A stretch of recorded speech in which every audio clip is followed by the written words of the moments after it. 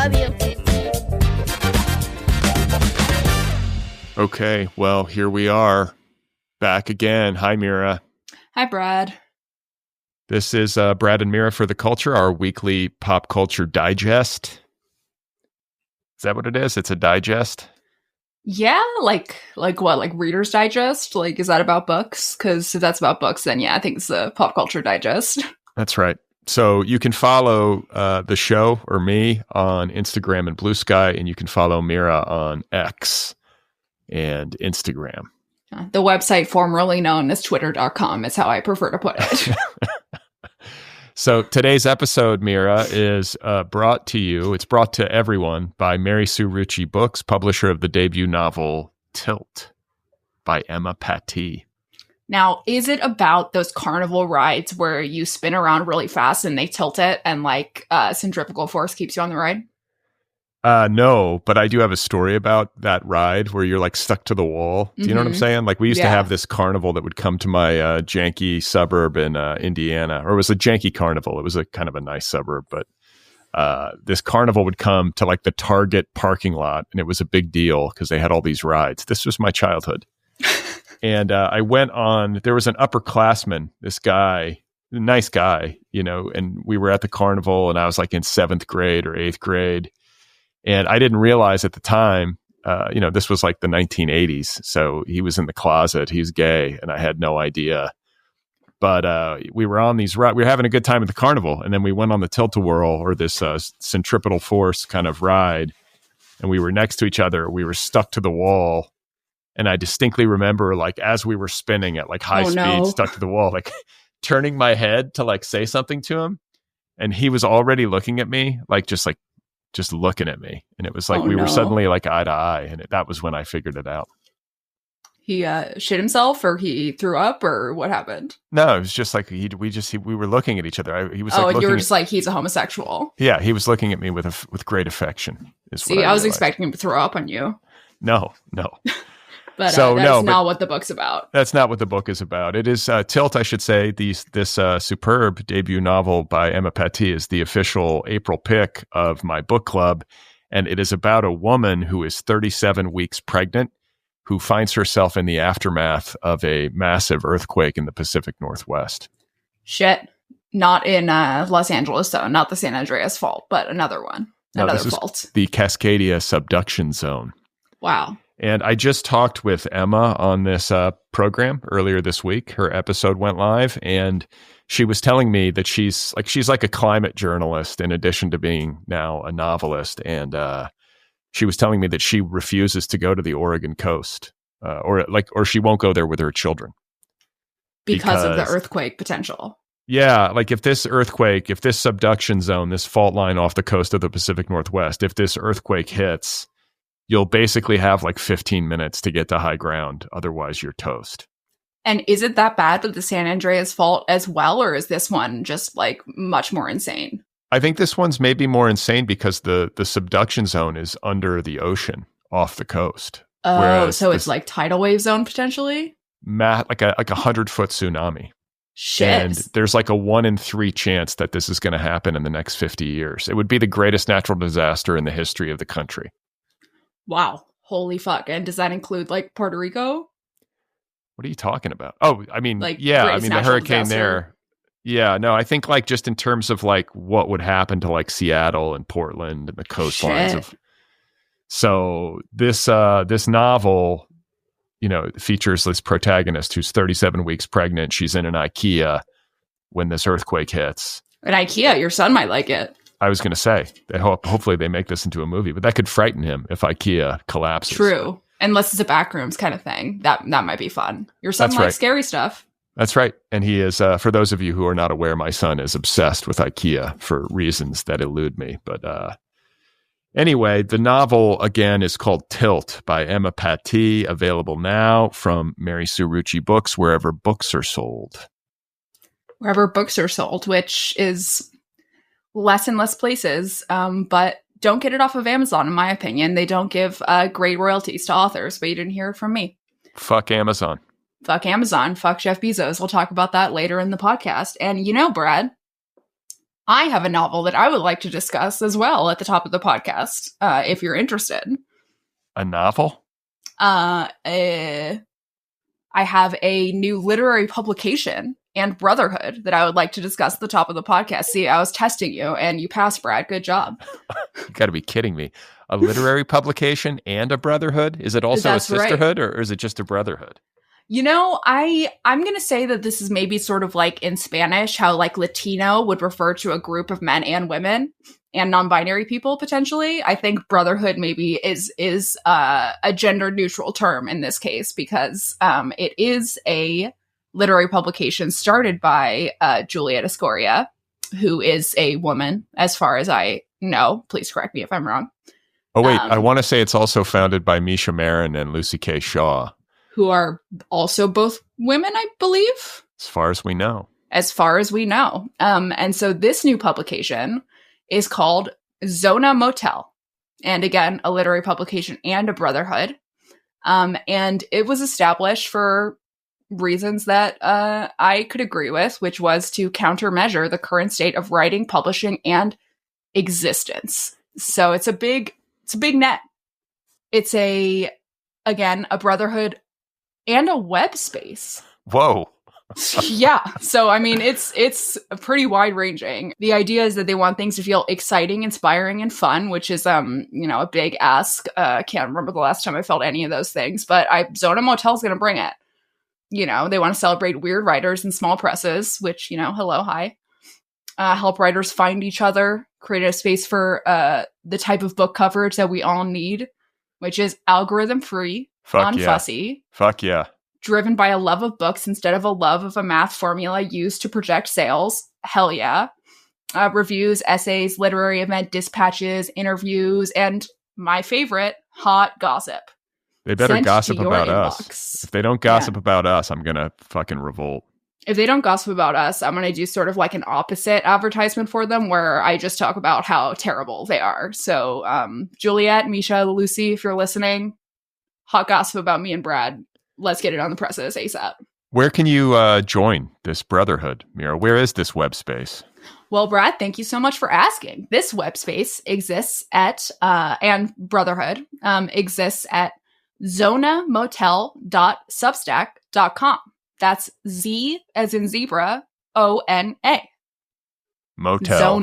Zonamotel.substack.com. Wow. I'll have to check that out. Yeah. What else is going on? How was, we were supposed to sing karaoke together and you bailed on me, which I find unforgivable, but I guess I'm going to manage. Look, somehow. I'm never going to forgive myself either, to be totally honest.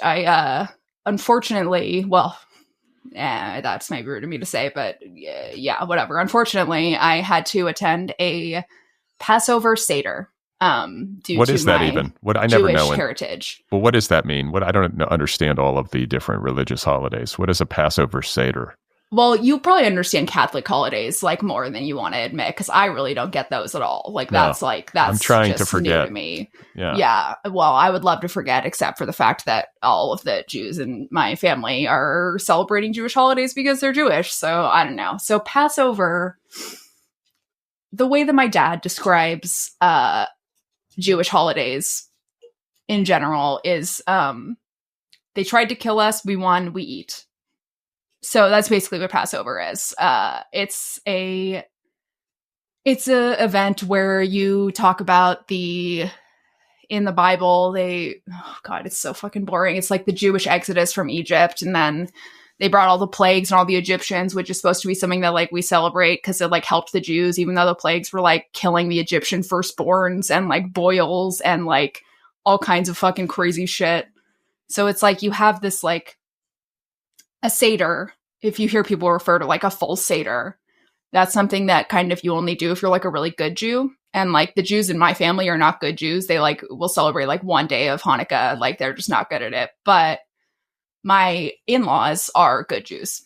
And so we had to do a full Seder, which means that you sit down and you have to say and sing a bunch of Jewish prayers. You have to do all this weird shit where you have to wash your hands in salt water, and then you have to dip fucking parsley in salt water and eat it to represent like whatever. And then you have to take the matzah and you have to break it into pieces for each member of the family and hold it near your head. And then you have to take those pieces and hide them all around the room for the kids to find. It's like a bunch of crazy shit. So basically, like, you have to sit there. The ceremony involves drinking 4 full glasses of wine and not really eating anything. And it takes like half an hour minimum.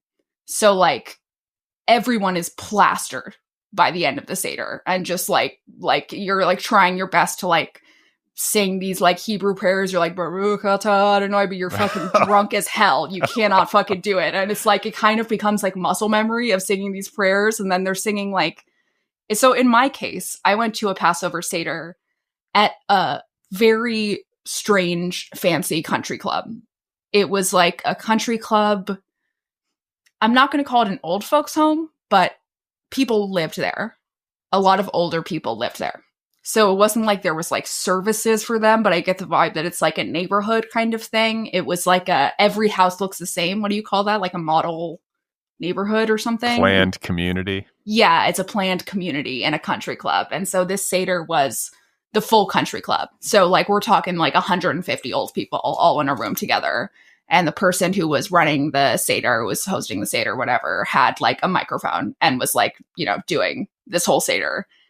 And like the thing about Passover Seder is that you get so drunk and like it goes on for so long and it's so serious that like, at least in my experience, like you end up like laughing in really inappropriate situations because it's like everyone's dead serious and like, okay, dip your pinky in the wine and put it on the plate. Like that represents the frogs that rained from the sky and beat the Egyptians in the head that God, and it's like, you're just like, it's so funny and so insane how much suffering of the Jews you have to talk about over and over and over and over again in this most crazy way, how we're in the fucking going to Israel, trying to find whatever the fuck, we're murdering everybody in the way there and they're murdering us and blah, blah, blah. It's completely insane.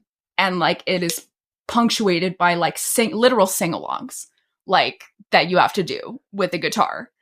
And it's like, I mean, it was just so out of control. Like just after wine glass 1, right? Like I knew how Seder works. Right. So I was like, they're going to make us drink 4 glasses of wine. I am not very good at drinking. So I was like, I'm good on wine. I don't drink. Even though I had a cocktail next to me, I was like, I don't drink. So I knew that they wouldn't keep serving me wine. Tyler's dad was sitting next to me and he gets his first glass of wine and he takes a sip and he leans over to me and he goes, this wine is the worst wine I've ever had. It's undrinkable. It tastes like poison. Jesus Christ. This sounds like hell. This sounds exhausting. It's literal hell. And the thing is, everyone hates it. All the Jews hate it. They're like, I'm fucking hungry. I want to eat. This fucking sucks. And yet you still have to fucking do it. Okay. So and you don't have to do it though. This is what I'm like. I don't celebrate holidays. Just quit. This is the weird thing about Jews. I don't know why they do it, but like the Jews who do a full Seder, either you're going to have like really, really intense Jews who are like, you have to be dead serious in the Seder, or like you're in fucking trouble. Or you have Jews who like are kind of pretending to be intense and like insisting on doing a full Seder, even though they don't want to. No Jew wants to fucking do this. Every Jew fucking hates it. And I guess that's kind of the point, is like our ancestors suffered, so it's time for us to suffer more. The wine came from Israel. It was an Israeli wine. Tyler's dad was right. It was undrinkable and tasted like poison. So everybody kept taking their wine and like pouring it into other glasses on the table to make it look like they had drank the wine when they were supposed to. And so there was like all of these random glasses like just filled to the brim with wine, and then like empty wine glasses, and the servers could see that there was wine everywhere but kept pouring them into the glasses still, like to be polite, I guess. And okay, this part, so the I'm going to say it wrong, the Hadaga, I don't know, again, I'm a bad Jew, which is the pamphlet that you use to follow. They'll be like, okay, page 1 of the Seder, here is like the phonetic Hebrew spelled out so you can do the prayers. Here's what we do next. Like, it literally, the cover of it said 30minuteseder.com with a copyright on it. So this Seder took 45 minutes minimum, just to be clear. Okay, at the end of the Seder, you have the Seder plate, which is like arguably the most important part of the Seder. It's like the grand finale of the Seder. Right after that, you hide the matzah, the kids find the matzah, and then you eat. So the Seder plate has, and I'm going to get this wrong probably, a couple things on it to like represent the plight of the Jews getting to Israel. Okay, it's Bible bullshit, whatever. So like, just to be clear, the entire fucking holiday is about Israel. It's about the Jews getting to Israel. It's about the Jews, their exodus, their escape from slavery, they're killing the Egyptians, and they're getting to the homeland, right? The Seder plate, sacred to Jews. It's like, even to me, I'm like, you don't fuck with the Seder plate. I'm not religious, even a little bit, but it's just like, it's respectful. On the Seder plate, it's like, you have an egg, which represents some shit. I don't know what they represent. You have an egg, you have an orange, you have a lamb shank, and one other thing that I'm forgetting. Okay. At this fucking Seder, this lady who's hosting the Seder starts to talk about, and we're not going to get political, whatever, starts to talk about October 7th and the Nova Festival, which, like, okay, whatever. I'm at like a nightmarish conservative Passover. My dress is way too short. Everyone is staring at me. They're going to talk about the hostages. I'm going to be drunk She's and annoyed. A whore. She's I mean, literally, they're like there, and she's like, "Oh, this whore who brought the shiksa whore." This sounds like realizing a nightmare. I'm a Jew. It was my worst nightmare, and like Tyler and I got so drunk, we were laughing so hard at everything. It was like just an absolute nightmare. Okay, we get to the fucking Seder plate. She starts talking about October 7th. Starts talking about whatever. She lifts up. I hadn't noticed until this point. There was a lemon on everyone's Seder plate. Okay, Jews listening to the podcast will know there's no lemon on the Seder plate, and you don't put shit on the Seder plate. That's like, even if you're a Zionist racist, okay, even if you're like, yes, we have to kill all the Palestinians, like, that's like, and especially if you're going to be a Zionist, fucking Jewish racist, fucking nationalist nightmare person, you should know how to celebrate Passover, and you should know that you don't add shit to the fucking Seder plate, because even to me, that's offensive. And they added a lemon to represent Israeli hostages in a holiday that is entirely 100% about Israeli Jews suffering. And yet they had to add, but wait. Get that lamb shake out of the way, throw a lemon on the plate to represent the Jews suffering in a holiday that's all about the Jews suffering. Why a lemon? I don't understand. Why a lemon? They were like, oh, it's like an Israeli lemon from an Israeli fucking lemon tree, as if lemons were invented in fucking Israel in 1942. What the fuck are they talking about? It's so childish. You don't do that. I've told every Jew I know, because I was fucking cracking up. I was like taking pictures. I was like, they put a fucking lemon on this Seder plate, you guys. And like, every Jew I know, even ones who were like as bad at being Jewish as me, were literally offended. Not even because of like the fucking October 7th mention, but because of the fucking lemon. Like, move that egg out of the way. We gotta put a lemon there. As a vegan, I'm offended by the lamb shank. Like the Jews get together to relive their flight and slavery and oppression, and to mark the occasion, they slaughter a lamb. I mean, look, Brad, there were firstborn babies slaughtered, so the lamb is nothing. The lamb is that's nothing. They were slaughtering the babies, they were slaughtering the parents, they were slaughtering every Egyptian was getting slaughtered, and we're celebrating it. We're fucking out here, and we're doing little dabs of wine on a fucking plate for each of the different plagues. Yeah, fucking murder of the firstborn, fucking boils, fucking fires, frogs for some reason. Fuck it, yeah, just let's make them bleed from their eyes. Let's fucking like woo. We're drunk. This needs. I feel like these traditions need to stop. I couldn't agree more. Like, Passover Seder is just one of the most hellish Jewish holidays of all time. I can enjoy celebrating a lot of Jewish holidays. Great food. Jews are fun to talk to, generally speaking. Like, hanging out with the family, whatever. Seder is a fucking nightmare. It's a nightmare. And like, then just throwing the lemon on the fucking Seder plate. It is unbelievable. It was, and then they had a moment of silence for the hostages, and I guess I have a tendency to act out, and I had 2 cocktails, which is a lot for me, and they were like, and then a moment of silence, and I didn't quite realize that the silence had started when I said this a little bit too loudly, but I was like, do we have to? And like a bunch of old people like turned and looked at me, and like for the rest of the night I was like an enemy. Who brought the whore? And like, to the literally, Passover. I was wearing like a pink and orange mini dress with black suede boots over the knee. I could not have been dressed less appropriately. I like it, and nice clothes. I look great, but like, people were not happy with me. This all sound. I mean, this is the thing. Like I just don't. And have this is why I tolerance. miss karaoke. Yeah, horrible. And I just feel like I feel uncomfortable even thinking about this kind of stuff, and I feel equally uncomfortable. This is why I don't engage at all with Catholicism. Nothing. It's just I think we would all be Lucky better off. You don't have families who are like, look, it's Passover Seder. You got to get the family together. It's like Thanksgiving. It's a Jewish holiday. It's the thing. I mean, that's the thing. Like I like Thanksgiving because there's no religious affiliation. Well, if you're like just, a reform regular ass Jew, then Passover is just you show up and there's latkes and everyone's having a nice time and drinking and eating and it's fine. Yeah, but this whole Seder thing is like, it's too much. We need to fucking stop. Reform Jews need to just let it go. I'm still on the hook with Christmas because of the kids and Easter. This fucking Easter bunny shit. Like it's coming up, and I mean, as soon as they're old enough, I'll finally be free of it all. Like, what do you do with the Easter bunny? Nothing. I don't know. There's like they just like to hide eggs. Yeah, they like to because it's just like that's getting cute, gifts. Though. Yeah. Like hiding eggs like an egg hunt. Like the only part of Passover that I think is actually genuinely cute is when you hide the matzah and then the kids have to go hide the matzah and they get a little prize when they find the matzah. That's like the Jewish Easter egg hunt. This is right. This is the thing. A Christmas tree, presents, Santa Claus, like as obnoxious as it all is, it's for children. And like what we're talking about with the lemon on the plate and the stories and the salt water. Well, the lemon doesn't go on the plate, well, whatever. The egg and the slaughtered lamb and all this stuff. There's something fundamentally childish about all of this stuff. Yeah. It's like, why are we... silly. It's a fucking fake Bible story. No one parted the fucking sea. Like, there were no plagues that God put on the Egyptians. Like, that, like, what the fuck? Like, that's like, you're playing pretend. You're cosplaying. Enough already. It's for kids. Let the kids go, like, eat latkes and search for whatever, and then we'll have drinks and have an adult conversation. That's the end of it.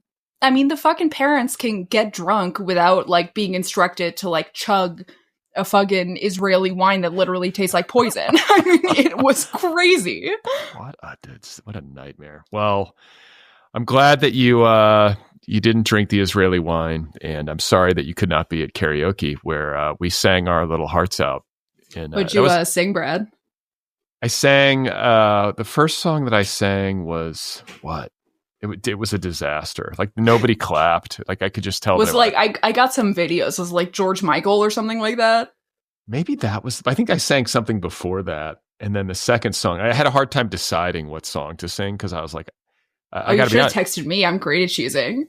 That was the very first time in my life that I've ever sang karaoke, and wow. I got to say, like I don't love being up in front of people. I'm not a performer. You know what I'm saying? Like, that's not something says the podcast host. But I'm in my garage just having as far as I'm concerned, this is just the two of us talking. But I don't like a live crowd, like me up on the mic. I don't need to perform. Like that's not something that is in my wiring. But I come from a family of musicians and I became a writer, so I feel you. Yeah, I'm just like, okay, I was nervous going in. I actually drank alcohol.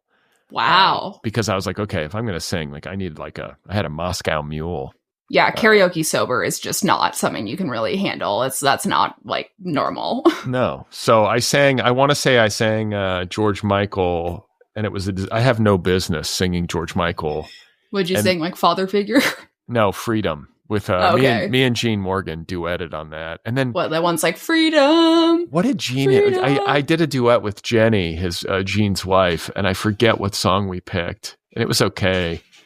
And then I did somebody did Love Shack, and I did like that's a good one. The guy part because nobody was doing it, so I just like felt bad for this, Yeah. That's the key to karaoke is like being a backup singer who just gets to like say funny shit or like doing a song that everyone will sing along to. Yeah, and I then the best song that I did, which it kind of bums me out, but I did. Again, it was another duet with. I think this woman had like the quietest voice, and so people were like, get up there to like raise the volume, essentially. But it was Bruce Springsteen's "Born to Run," and like, I think I did that song best because my voice is best suited. It was like lower, How does that song go? Can you sing it for us? Oh God. I don't even know the words. Like that on the note of a runaway American dream. At night we ride the mansions of glory and suicide machines. You know that song.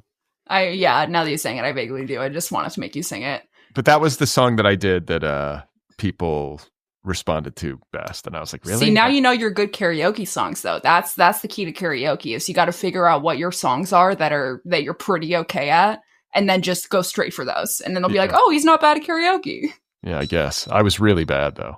Really bad. Or you Google easy karaoke songs beforehand. Oh, yeah. I guess I could ask AI to tell me. I did karaoke with my family, being musicians, will sometimes do karaoke in the living room. They'll just set up like an actual mic and an amplifier and then do the karaoke versions of songs on the TV, and like people will drink and have fun. And my sister and I did Hot to Go, and I was the background, and I did the Hot to Go dance. And that was she sang the Hot to Go song, and that was a good duet. I think I recommend that one. Yeah. I mean, it's like weird. And like everybody, I could feel the nerves. Most people were nervous, but then people got into it.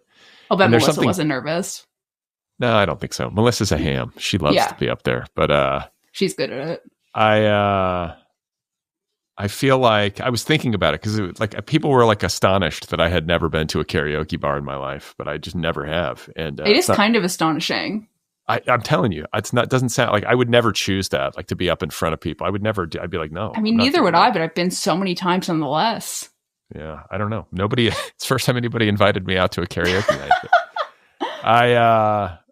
I felt like it was interesting to see, like as an activity, to get together with friends and like presumably to drink, but then to like singing to each other.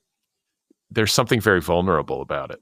Yeah, it's like, I mean, it's fun if you like in the beginning, I don't know about you, but like in the beginning, it makes you very nervous. But then I think as you get into it and everyone's embarrassing themselves, it's kind of like a bonding experience. Like it can be like really like fun once you're like so deep in it that everybody is just being as embarrassing as possible. And so it's like, okay, everything's fine. That's kind of where I went. I was just like, okay, fuck it. Like and I liked that it was dark in there because it was like you could hide a little bit in the darkness. If I was fully lit.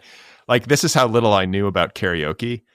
I thought we were going to a bar where there was like a stage and like people took turns and I was going to have to sing in front of strangers. Like, I was genuinely like nervous. Like, I mean, those exist, but it's like it was a private room, right? Yeah, it was a private room. Yeah, that's like generally the better move is you go into those places that feel like a escort place, but really it's just like private rooms of karaoke. Well, it was funny when we went in, they had like a list of rules and it was like, if anybody has sex in the private karaoke room, it's $300. They're like, look, you can fuck in the karaoke room, but it's going to be $300. All right. I'm sure people do too. That's the thing about it. I felt that it was a little dirty. I was like, this has probably been I hope hopefully it's been Cloroxed, but I mean, if you have the sign up, that means there's a reason you had to put it up because someone probably fucked in the room. Well, they have cameras in there too. We were on camera the whole time. So wow, that means that they're filming you doing karaoke and uploading it to like worst karaoke YouTube compilations. Yeah, like white people trying to sing. Just they do have ones where it is like just in front of a whole bar on a stage, and I could never have the guts to do it. But my best friend Alex, he's got that gay confidence, and he will go up there and he will sing Johnny Cash and people will be just fucking clapping and loving it. And like, he's not even a great singer, but you just have to have the riz. You just have to have the full confidence and then everyone will love it. Yeah. I have a friend who you wouldn't know it by looking at him, but he grew up in like musical theater. Like he was a kind of a child star. Like my husband. Exactly. Almost exactly. Like, that's funny. You would never, like, if you meet Mira's husband, Tyler, you would not be like, this guy was into musical theater as a kid. No, he codes. He's like a programmer. He loves like weird movies. He's like subscribed to the Criterion Collection. He's a fan of noise music. But no, he went to school for musical theater. Yeah. Well, this guy, my buddy, years ago would tell me that whenever he took a girl out on a date, they would go to dinner, they would have drinks, and then like he would casually be like, we're going to this karaoke bar, like let's do it. And oh, what a good trick. And he would he'd take a woman to a karaoke bar, and then he would just be like, all right, I'll get up there, and he would crush it because he could really sing, and like they had no idea. And he said it worked every single time. It's like, impossible to resist. It's like, I get it. Like I've dated like a singer before, and when they go up there and their voice is beautiful and they can actually really sing a side, it's like, and they're like got the guts to go up there and actually do it. I understand why that worked. I really do.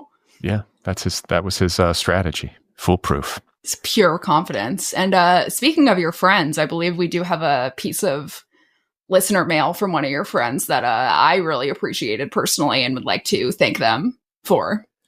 Yeah, this is my friend Adam. He left me a voice message. He listens to the show religiously and will often offer me critiques of both of us. And he... Of both, but mostly of Brad, which is why I like him. In this message. Sometimes he gets on your case, but he left me a voice memo because I was just like, you know what? Don't just like jabber at me. Like, let's put this on the show. So here is my friend Adam critiquing, I think, last week's episode or our most recent episodes. Hey, Brad, I'm re-recording this voicemail because you tried to censor me the first time when I wrote you a voice note kind of tracing your descent into MAGAism. I think what we touched on was your disdain for people who need Ozempic, which is incredibly fascistic. I'm sure you'd want to also withhold ADHD medicine from children who need it to pay attention in school. And your antidote would be to just pay attention. What's wrong with you? That kind of thing.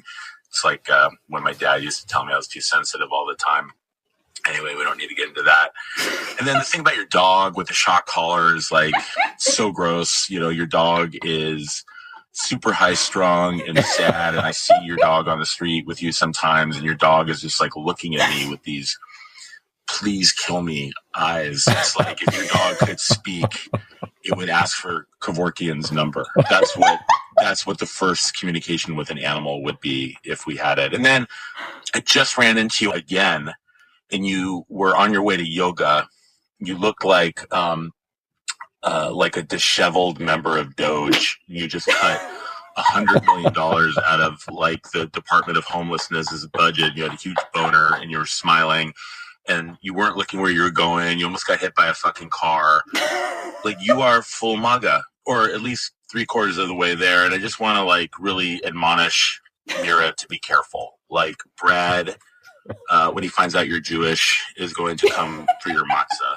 So everyone be careful. I'll check back in again soon. But yeah, I don't know. Happy fascist, happy husband, right? I guess. Whatever. Bye. Happy fascist, happy husband, whatever. That's that harsh. Made me immediately imagine you at a Passover hearing that it's time to find the matzah and just knocking over kids looking for the matzah, just shoving them out of your way. I'm going to get that guilt.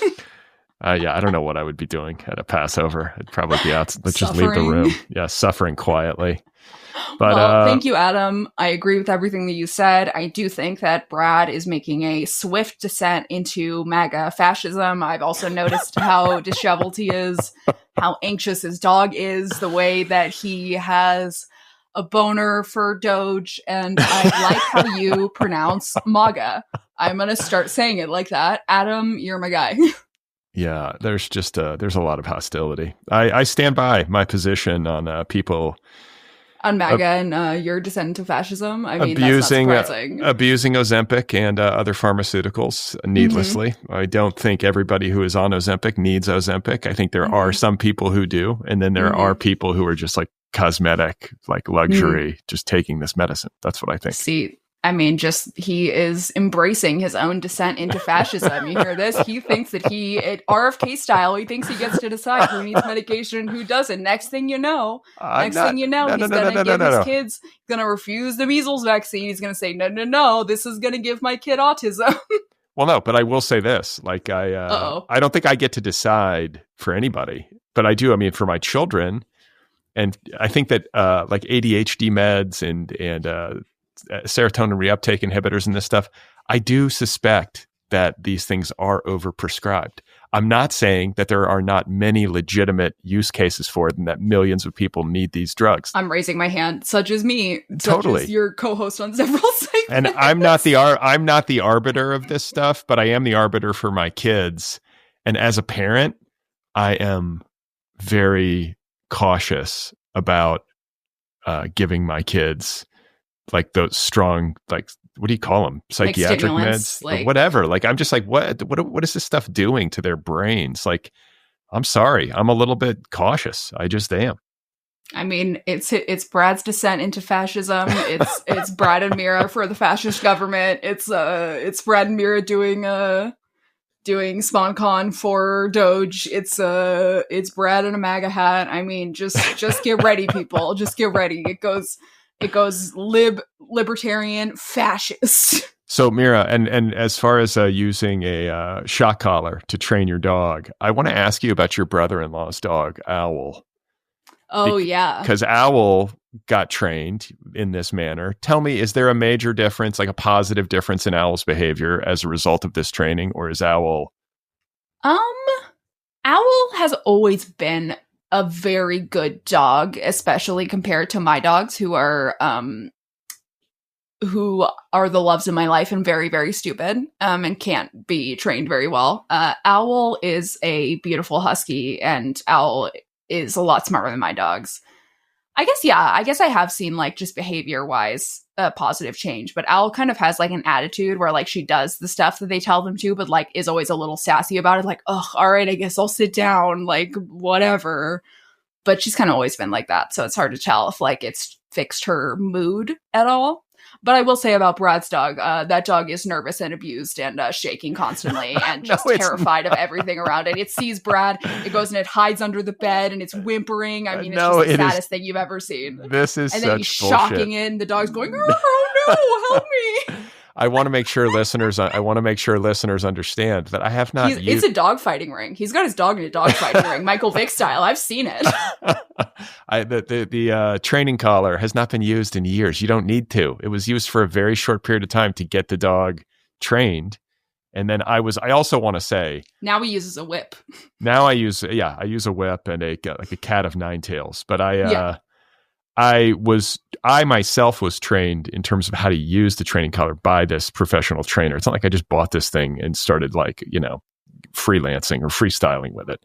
So if you're out there, like, consult an expert, but the training collars work, and and then you don't need it anymore. And then your dog is trained. I have a friend who is a dog trainer and a dog psychic, by the way. If anybody wants a reading for their dog, she's quite good at it. I don't really know how to judge whether or not a dog psychic is good, but she said some funny shit. But she's got a shock collar that she uses only the vibration setting on the dogs, not the shocking one. But we at a party went around shocking ourselves with the dog collar, seeing how high we could get the voltage on the dog collar, shocking ourselves. And I got a good 20 volts higher than anyone at the party. So you just can't feel anything. It's not that bad. I shock myself. I check, I do it on myself first. It got pretty bad, but, like, it's like you have to go to such a high setting for it to be bad. And even at the highest setting, it's just uncomfortable. It's not like some painful thing. It's just like a weird feeling of, like, ugh, and it feels like being electrocuted once you get high enough. But, like, I was good at it because there's a game at Disneyland that my dad used to play with me extremely competitively when I was little, where you hold on to two metal poles. And it does the same thing that the dog collar does, where it just shocks you. And it gets more and more intense. And the idea is that you have one person holding onto each pole, and whoever lets go first loses. And as a kid, I was so intensely competitive with my father that I just held onto it until he was like, Mira, let go, Jesus Christ. Wait, was this was at Disneyland? They still have it. That you can shock yourself? On Main Street in one of the candy stores. Oh, see? Listen to Mira. Like, if they're allowing this at Disneyland, then you can train your dog a little bit with a shock collar. I mean, it's not around your neck, to be fair, but it should be. But it should be. Those kids at Disneyland are out of fucking control. Put some shock collars on these kids at Disneyland. That's what the Baldwins need to do. They need to get shock collars on those 7 kids, and they'll start behaving right away.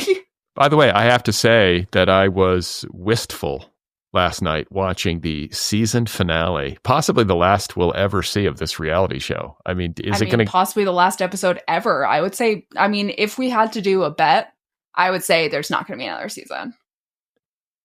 Yeah, I defer to you on these evaluations. You know reality television way better than I do. I'm going to text my friend and ask for the Nielsen ratings, and that'll give us a good idea about whether or not it'll come back. I have a source on the inside who will send me the private Nielsen ratings of TV shows. You've been talking about this for like 3 weeks. Where are these fucking ratings? Well, they don't come out until the show's over. You got to see how well the season did.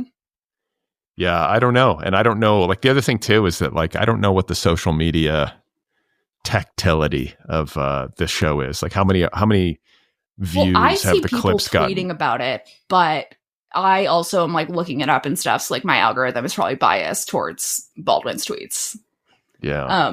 And didn't Alec just celebrate his 67th birthday? Did he? Jesus fucking Christ. Let me see. I don't know what his birthday is, but we're going to find out here. Yeah, look it up. What is his sign, I wonder? If I knew anything about Zodiac, I would guess. Yeah, April 3rd, age 67. April 3rd. Wow. And he was born happy in birthday, Alec. Amityville, New York. It's just like the Amityville horror. That's why his life has been such a horror. So this episode, the finale, was called You're My 30 Rock. One of the less creative titles, I would say, but I guess it worked for the episode. What are they going to do in season 2 when they run out of like Alec Baldwin acting puns for episodes if they do season 2? Well, and they'll keep it going. But I got to say, this episode was maybe where I started to lose patience with this whole like, Alec, he needs to get back to acting, but I don't want to get back to acting, but maybe I do. But Alec needs to. They've been doing it every fucking episode. It's like, shut up. Like, just say what you're going to do or not. Like, give it up. Like, what the fuck? It's just so transparent what they're doing. They're just trying to create like a media narrative to like create some sort of public support for him to return to acting. Yeah, to get him like that role that's going to like make it so everyone's like, oh, we forgot how good Alec Baldwin actually is. Yeah. And like, they kept talking about it over and over again. And it was like really hammering it home this episode because it seems like they were trying to basically be like, this is the thesis of the show. We got to get Alec fucking acting again. Because I really think Hilaria wants him out of the fucking house. I think she's like, I'm annoyed with you, Alec. You got to go on set, go work. Like, I'm done. It's been 2 years of you in here. I think it's not uncommon. I mean, I think it's common for spouses to just want some space, like get out, you know. Yeah. But I think for people who are married to performers, mm-hmm. and if like performers need an audience, right? Like they have to have that attention or at least that creative outlet. And in the absence of it, they kind of go a little nuts. It's like writers. Well, and like the family becomes the audience, and then you're like, I'm a little exhausted by being your audience. That's right. And so it's like, I think you just gotta push him to like, and I get it. I think it's actually probably healthy for him to be doing at least some acting. And I think he's desperate to. He's like, oh, maybe I don't want to act. I feel like that's just cope with him trying to be like, oh, well, like, you know, I'm not acting because I don't want to act. But he does want to act. And he's kind of trying to toe the line, being like, I don't want to act. I do want to act. Like, well, if I got the right role, I would act. You know, like he wants to. He just doesn't want to like make it seem like he can't. Well, he doesn't want the public rejection. So he's like preemptively saying that he's done when he's not. Exactly. And speaking of which, like unrelated or like, you know, tangentially related, did you see where Cate Blanchett has announced her retirement from acting? No. Oh, she better be lying. She'll come back. It's like Daniel Day-Lewis. Like a lot of actors are doing this. Like, you know. Yeah, they love doing that. They love being like, I'm gone forever. Like, and you're going to miss me when I'm gone. And then it's like, okay, actually I'm back and I'm going to play Abraham Lincoln or whatever the fuck. Yeah. I wonder if Daniel Day will ever, you know, it seems like he's done, but maybe he'll come back eventually for like I feel like if like PTA got him for the right role, like he might come back. I feel like he'll take a long break probably. I get that. You know, like he puts so much into it that like I get where he would just be like exhausted. Like I get where he would just quit entirely. I mean, I feel like it's kind of graceful to be like, I had a great acting career and now I'm done and I'm just gonna like have my family or whatever. Yeah. And you know who's done, I think, a very graceful exit is Jack Nicholson. That's very, very true. He left when he was like old, but not so old that it was like, you know, unfortunate. And like he had a full career and he's chilling now. And he's not like trying to be, you know, he gets photographed sometimes, but he's not like courting any kind of public life at all. He's just quietly. He gets photographed at like basketball games. Whatever. Or he went to the SNL 50 and I know they were hounding him. I saw some videos of him like getting photographed outside of a hotel, but that's like a rare Nicholson appearance. It's like, oh, Nicholson appeared for this, that he doesn't normally do that. It's like and it makes sense. He's old and he's tired and he's had a really long career and he's like you can't have a better career than Jack Nicholson. So it makes sense for him to quit. You would think. Alec Baldwin is almost there also, but like he already went too long. Like even just like doing the Trump stuff on SNL, like he should have quit like before that, but he never can. No. And listen, I don't think it's like, I think people should be able to do what they want to do. Like if they want to keep making art, great, go for it. And like, what else are you going to do? It's like, it's a little bit obnoxious to watch like 75-year-old baby boomers like out there on stage playing rock and roll music. But at the same time, I'm sort of like, fuck yeah, like go out until you die. Like just. Well, and for touring musicians, I really do have a lot of sympathy because like at this point, like in order to make money as a musician, you do have to tour. And if you have like a band, like those people have less money than you do. And like to tour for them to be able to make a living also as like old ass dudes, like I've got a lot of sympathy for that. And I guess an argument could be made about the movie industry also. If you're like, I don't know, on a TV show or producing things or something, you're giving a lot of people jobs. Yeah. And I mean, so in this episode, like Hilaria again is really pushing this like Alec is a theater kid thing. I feel like they're kind of trying to like get all of their like zones covered where like maybe they're like, okay, maybe he'll do a movie comeback, but maybe it'll be a theater comeback. El niño de teatro. Alec in the teatro. It's so like in the beginning of the episode, she tries, and I think you predicted this, Brad. She tries to get Alec to do yoga. Yeah, she's been trying since they got together, but and she said you've had 2 hips fixed. So has he already had a hip replacement? It seems that way, right? It's like that's what she said. And getting your hips fixed, I don't know what that would be besides a hip replacement. So like, does he have 2 hip replacements? He walks like he does. He walks like he's barely can walk, but he and like yeah. He's like trying. Like this is the thing. I have this whole theory. I've been talking about how Alec is going to go on Ozempic, and he's going to like do a reveal where it's like his comeback, and he's going to have shed a bunch of weight. And when like, was the last time we saw him in real life? Has he already done it? Well, this is the thing, is that they were teasing it in the episode where they were showing pictures of him when he did the movie, what was the Woody Blue Allen Jasmine movie? Yeah, where he lost all this weight because Woody Allen wanted him to lose weight. Well, Alex said that Woody Allen wanted him to lose weight, but then Hilaria was like, Woody didn't say that. You wanted to lose weight because you were dating a 27-year-old, and I think she's right. Yeah, he was like dyeing his hair and shit. But I have a feeling that the comeback is going to involve, they have a staged rollout happening. It's like this show, there's a plan in place, is my theory. 1,000%. They've got like a publicity plan in place. Yes. And so this show is the first part of it. And then there's going to be some role, or he's going to be on SNL. Yeah. He's going to maybe because like Lorne Michaels made, like at least his name made an appearance in the show. Yeah. Maybe like coming up next fall, Alec Baldwin will return to host SNL because they are buddies. And Lorne, I could see Lorne being like, okay, you can host, because he's a good he's a good SNL host. Yeah. Yeah. And so I could see Lorne helping him out by giving him that, and then, hopefully bringing him back into the public stage, and he'll come out and he'll be like 50 pounds lighter. And he'll be Trump, and the other guy will also be Trump, and it'll be like a Trump talking to Trump cold open. I'm predicting that. Yeah. Maybe if he hosts SNL, that's what it's going to. He's going to reprise Trump. The new Trump is going to be there, and like maybe a third Trump even also.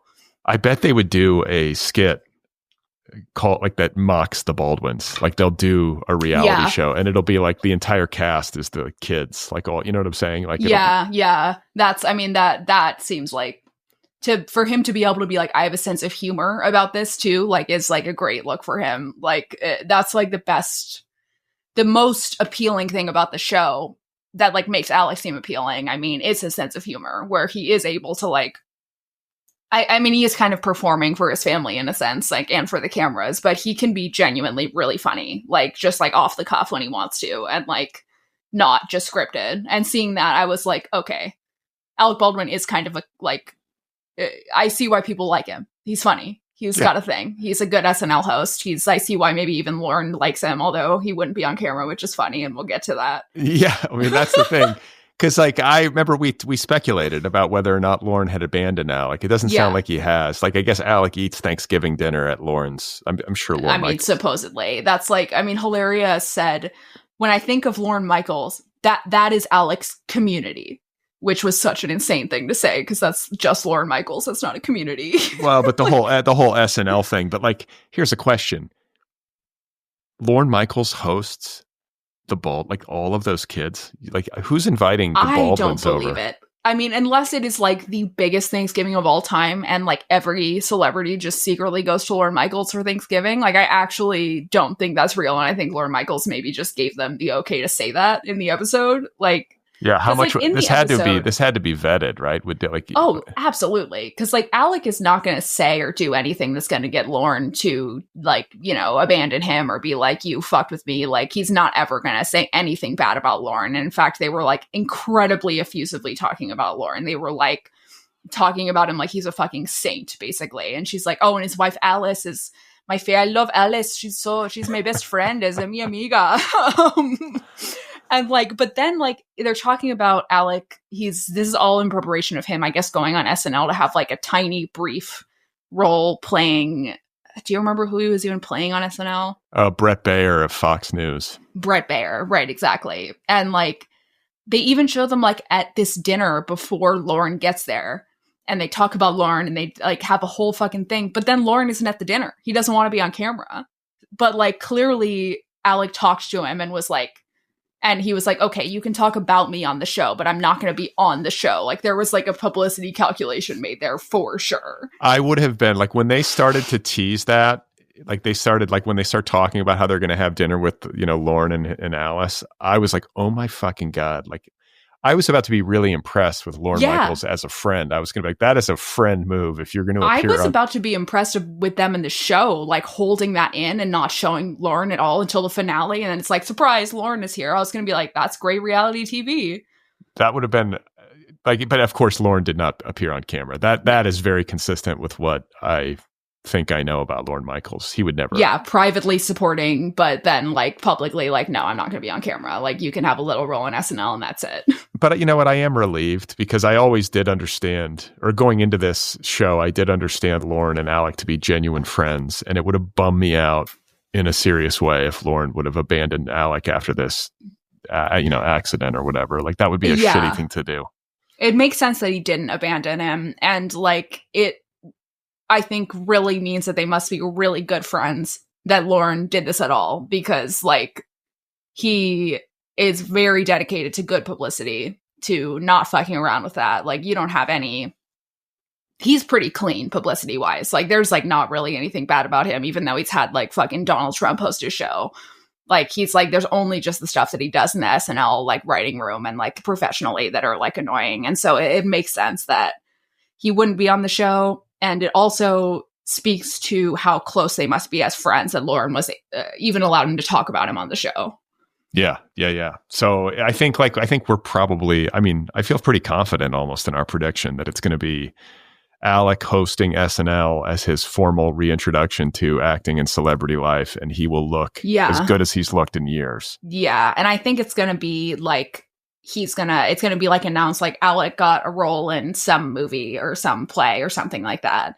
And then he's going to reveal that he looks better than he's ever looked. And then he's going to host SNL. Because I think that like once he like looks great, once he looks handsome again, he's gotten a little Botox, gotten a little Ozempic. And then once he has a role, he'll be being talked about in the news. And then Lorne will want him to host SNL. I think that is like the publicity trajectory. And I think that they're leaving. Like, if I imagine the publicity pitch that was given to the Baldwins here, it's like a decision tree, like where it's like, okay, like Alec gets like a theater role. Great. Okay. So then that leads to like him losing weight with Ozempic. And then that leads to blah, blah, blah. Or like Alec gets a movie role. That leads to blah, blah, blah. That leads to blah, blah, blah. Like they're like splitting between like either theater role or movie role. That's what they're hoping for, is one or the other. And then that one will lead to the other also, I think. Like, because they want to remind everybody that he's not only funny, but he's a very serious actor who's very good and should be considered one of the greats, which I believe Hilarious says in the show. That he is one of the greats. Well, no, yeah. She was like, Alec was like, I'll never forget my first big movie in Hunt for Red October with Sean Connery. He was the ultimate professional actor. And when he came on set, everybody stood at attention and went silent. And then Hilarious like, that's you now, Alec. Yeah, it's like, Alec, I know you are not going to want to hear this, but that is you. Now you go on set and everyone says, that is an icon. I'm not an icon, Hilaria. I'm a working character actor. Oh, Alec, you were so funny. And like Hilaria, like when she's trying to like get Alec to exercise, she's like, he's a theater kid, I'm a jock. Which actually seems very truthful. That's very honest and real, I think. She is a jock, and he is a theater kid, and that's why he looks like absolute shit, and she looks amazing. He needs to exercise. He needs it. Gotta move around. If he took Ozempic and started looking really good, would you judge him for it? I don't know. I don't judge anybody. After 2 hip replacements, he probably can't exercise that well. Yeah, I mean, I don't know. It's like, do whatever the fuck you want. But he doesn't, it's only like 25 pounds he has to lose. He doesn't need it, right? Yeah. I mean, listen, he's technically cheating if he uses the Ozempic. He's been eating pizza. You see him all the time in this show. He's not watching what he eats. So it's like, yeah, dude. And it's like, people are like, well, like you were saying, like, you get older and your body changes. No doubt. But like, if you don't also change what you eat as you age, then because your body can't process. You can't eat a pizza like you could when you were 25. You know what I'm saying? Like, it's just the way things go. So if you're not willing to alter your lifestyle or to exercise discipline in terms of what you put in your mouth, then you're going to have trouble. Yeah. And also make America healthy again. Right, Brad? Listen. This is the thing. I think RFK I think he's crazy with these vaccines and stuff. I have a huge amount of problems with him, but like, I don't think he's 100% wrong about everything. There are some. Brad and I are very good friends. We have the same feelings about vaccines. I do believe that people need to go to work farms to work off their depression. And if UMS is alright, then something's fundamentally wrong with you. I am not going to go on one of your goddamn work farms. Well, then don't take the Ozempic, Alec. Bobby, stay away from me. You're psychotic. These are life-saving drugs. I've had 2 hip replacements, for God's sakes. Get on a plane with me, Alec. It'll be great. My children are vaccinated for measles. Not to call my mom out too much, but and she does, to be very clear, believe in vaccines. She is not an anti-vaxxer, but the 90s was a weird time, and my mom had kids when she was 19, and I recently discovered that I never got the measles vaccine, so I had to walk my ass into CVS and get myself a measles vaccine, and it sucked. Did you feel like really shit bad. Afterwards? Did you feel like I felt like shit afterwards. Like, it sucked so fucking bad. Like, getting the measles vaccine as an adult sucks so bad. It is the fucking worst. Get your kids the fucking measles vaccine, because it's worse as an adult. It's terrible. Like, You'll get a rash, you'll get fucking sweaty, you'll be just like, it's terrible. It's a nightmare. I've got to get the shingles vaccine next year because I turned 50. Oh, shit. That's supposed to be it's supposed to be awful. I didn't know you had to get that one again. I just went to the doctor and I was like, look, I don't know what my mom was up to in the 90s. She had me when she was a teenager. She had some weird ideas. A lot of people did. It was a different time back then. Just test me for everything and then just shoot me up entirely. And they called me and they were like, you aren't immune to measles. And I was like, yeah, I fucking told you. Like, I don't know what the fuck was up back then. It was all crazy. Yeah. Well, good for you for getting it. But well, I'm not trying to get measles. That shit fucking no fucking way. Yeah. Yeah. Fuck measles. Yeah, fuck measles. But also, Brad says this now, but Adam knows he doesn't believe in vaccines. So, he's, or rather, Brad says vaccines are okay, but he wants to change the schedule of them, right? You want to get them spread out a little further. No, my children are vaccinated, but my dog has no rabies vaccine. And if she gets rabies, then I just euthanize her. You have to shoot her dead. That's right. That's why you have that gun, right? So that's you can right. Shoot her in the head. You'll dig a hole and just, what politician did that? Their son, Mike Huckabee's son style. That's right. Just dig a hole, shoot the dog in the head, falls in the hole. That's it. No problem. Easy. Done. Just composting. Dig up the dog. It's all one go. It's like a one pot meal, but for killing the dog. Yeah. Dogs don't need the rabies vaccine. So, and that's why Brad doesn't have a rabies vaccine either. None of us do. That's right. We're going to have a rabies party so we can all get the rabies and then be immune to rabies. So, okay, finale episode of the Baldwins. It ends with them. Well, I guess the Lorne dinner is really the end, but before the Lorne dinner, well, the blooper reel is really the end, but they are driving on a boat right before this dinner. Alec and Hilaria. Alec is apparently not only a terrible driver of cars, but a truly terrible driver of boats. They had several insane stories about Alec driving boats. What is wrong with this man? Can he not see? I just think he's distracted.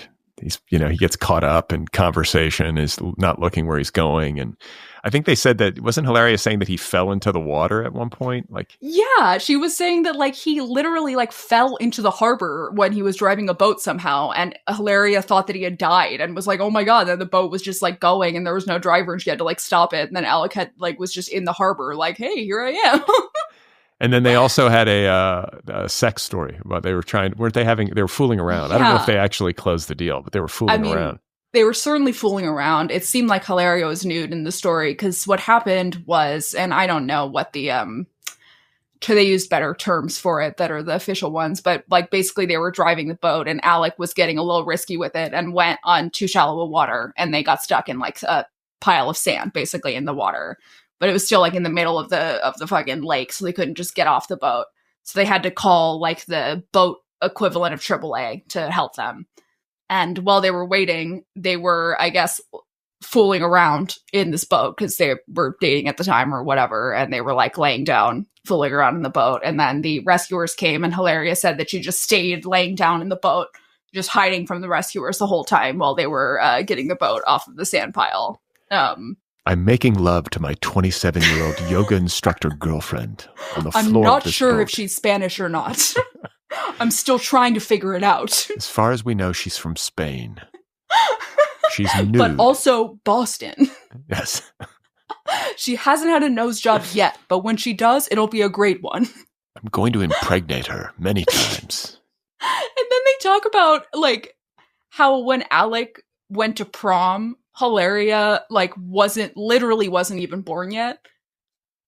That was a very honest moment between them, acknowledging their age gap. Hilaria's parents are almost the same age as Alec. Yeah, basically. They might be slightly older than him. I don't know. A tiny bit older, but barely. And that's got to be. I got to say, as a father, if my daughter one day starts dating somebody who's close to my age, I would have a problem with that. So I have some experiences with both my dad dating somebody, maybe a couple people, multiple people who are younger than me. And I am not the oldest of my siblings. I'm the second oldest. Dating people who are younger than me, which was incredibly disgusting. But then also who I consider my real dad, not my biological dad, my stepdad, my mom and my stepdad have a 15-year age gap. And they've been married they've been married for 29 years, something like that now. And my mom's parents had her when they were 19 or something like that. So the age gap between my grandparents and my stepdad is very small. But it's 15 years and she was 20 something when she met Chuck. That's all right. 15 years. And they're at this point, it's okay, they've been together forever. It's whatever. Well, and listen, there are no rules, right? No rules in love and war. And if you want to date somebody who's 30 years older than you and get married to them and have 7 children with them, bless you, go for it. But also my stepdad's was a, rock star and my mom knew who he was. And my mom already had 2 kids. So the phases of life were similar. And Alex, a famous actor and Hilaria's a hot young girl. It's kind of expected. Yeah. But 30 years is a big gap. That's really insane. That's a lot. Alec was born in the 1950s and Hilaria was almost born in 1990, right? It's in the 80s. In the 80s. She's an 80s baby. But she's a millennial, right? She's a millennial. And he was she? How old is she? Did we look this up before? Let's see. She's Hilaria 40. Baldwin. She was born in 1985, wasn't she? Oh my fucking God. She was born in 84. Yep. She's 41. Yeah. So they started dating when she was 27. Does that mean that Alec was 57? When she was 27, he was born in 1958. So he's 26 years older than she is. So when she was 27, he would have been 53. That's insane. Imagine being a 27-year-old dating a 53-year-old. A 27-year-old with no kids. Imagine being a 53-year-old dating a 27-year-old. Well, that's another story, I guess. Yeah. It's look, I guess if you can pull it off, good for you. But there's going to be there's going to be this gap. It's going to happen. And the older you get, I think maybe the more difficult it might get. But yeah, so they ended this episode on in what I thought was a very good, clever way, which was a blooper reel. Well, they also teased having an eighth baby. They better, if they have another baby, I'm going to riot. They can't. Alec was like, he's had this most insane quote where he was like, when I feel like I need to change my life, I just have another kid. Like when I feel like I need purpose, I just have another kid. And then he's like, well, it's, it's hard at first, but like, it's easy. And like Hilary was like, no, it's not. And he's like, well, it gets easier. And she's like, no, it doesn't. Like, and then she's like, well, I have to carry the baby in my body and you don't. It's like, Alec was like acting like, oh, just have another kid. No problem. Easy. Like, right. That'll solve all my problems. She's 41. There's no way. They've got to be done at 7. I mean, I've seen some Real Housewives have babies at like 45. And like Hilaria's like... Well, and they'll do it via a surrogate. So I guess it's not even an issue. And she like, if they do a surrogate, they for sure have like sperm and eggs frozen. They've got embryos frozen. Like they must. All right. Well, I guess we'll wait and see. I thought they were having some, it was kind of like anything. It's hard to end anything, but I just feel like they were struggling a little bit to figure out like how to close. But it was like dinner with Lauren. Yeah. Alec finally admits that he wants to be an actor again. And then there was it was Carmen's birthday, right? And I feel like, Carmen really the star child of this family. I think part of it is that she's old enough to actually like be on camera and put sentences together, but they didn't celebrate anybody else's birthday. Not on camera, at least. It seems like this was filmed like Housewife style, where it's like over a summer they film it, which is, I guess, why they're at the Hamptons or whatever, and the kids have to go back to school. So maybe they didn't film during any of the other 7 children's birthdays, but mathematically that can't be possible, right? No, it can't be. But, I think that Ilaria made a good point in that Carmen, of all the kids, has been old enough to understand what is going on. Like imagine your dad shoots somebody and, there's all this legal trouble. Like she's a kid trying to process that. Right. And she's only 10. Like I thought she was 11 going on 12. Turns out she's 10 going on 11, which is younger than I thought, but still old enough to understand what's going on, which must be really crazy. Yeah. Also, like, I've said it before, but like I identify a lot with Carmen, like eldest girl syndrome. Like she like clearly grew up really fast and like is like sees herself as like a caretaker of the other kids, just like by default kind of, and like has like a relationship with her parents that's different than the other kids and like a little bit more grown up. And like as she gets older, she's going to be given responsibilities that the other kids are not given as a result of that, which I know from being an older daughter. Was that you? Oh yeah, big time. I was like, I babysat all of my siblings, like except for the ones who are older. But like I was like a full-time nanny for my youngest sibling, who is Carmen's age, who is 10 now. And then I was also, I have Luna and Lola, and I was like, I babysat them nonstop. And to this day, like if like my mom needs something from me, like, or if my mom like needs something from one of her kids, like I'm the one that she calls. Like it's like, I think all of my siblings would say that. And if there's like somebody who needs to like, work out, like resolve a conflict, like that's me. It's like, that's just like, as the eldest daughter, it's what your daughter is going to be too. It's just like, it's what happens. Yeah, I guess so. I feel like there were moments in this episode when Carmen was on camera. She was like when she was laughing, like my heart leapt a little bit. She's so sweet, and she is very sweet. Yeah, no, I think that she got her moment in the sun. It'll be interesting to see what she does with this. I think that's like another thing about the show that they're trying to like have it be the primer for, is like launching Carmen's influencer career. Like I think they want her to be like the next Hailey Bieber, like do your skincare, do your thing, come up with a makeup brand. Like they're like trying to start her young. Is Hailey Bieber making money doing that? Oh, big time, dude. Yeah, absolutely. She's got I hope I'm not wrong about this, but I think I'm not. She has like a makeup company called Rhode, Rhode. And like, if you ever see someone with one of those phone cases that has like a lip gloss, like holder on the back of it, my daughter has one. That's Hailey Bieber. Fuck, man. All right. What am I doing? Straight to the Baldwins. Stephen Baldwin's daughter. It's going to the Baldwin Empire. Mm-hmm. I feel like, we'll see something. I feel like that's coming, but I don't know exactly what it's going to look like. And then they were doing like a family photo, I think, during the birthday party, right? Mm-hmm. Yeah. And Ilaria's like, say Baldwinitos. Or no, but she was referring to them as the Baldwinitos, right? Yeah, she was like, okay, Baldwinitos, which I actually thought was like very funny. It's a funny way to refer to your family, the Baldwinitos.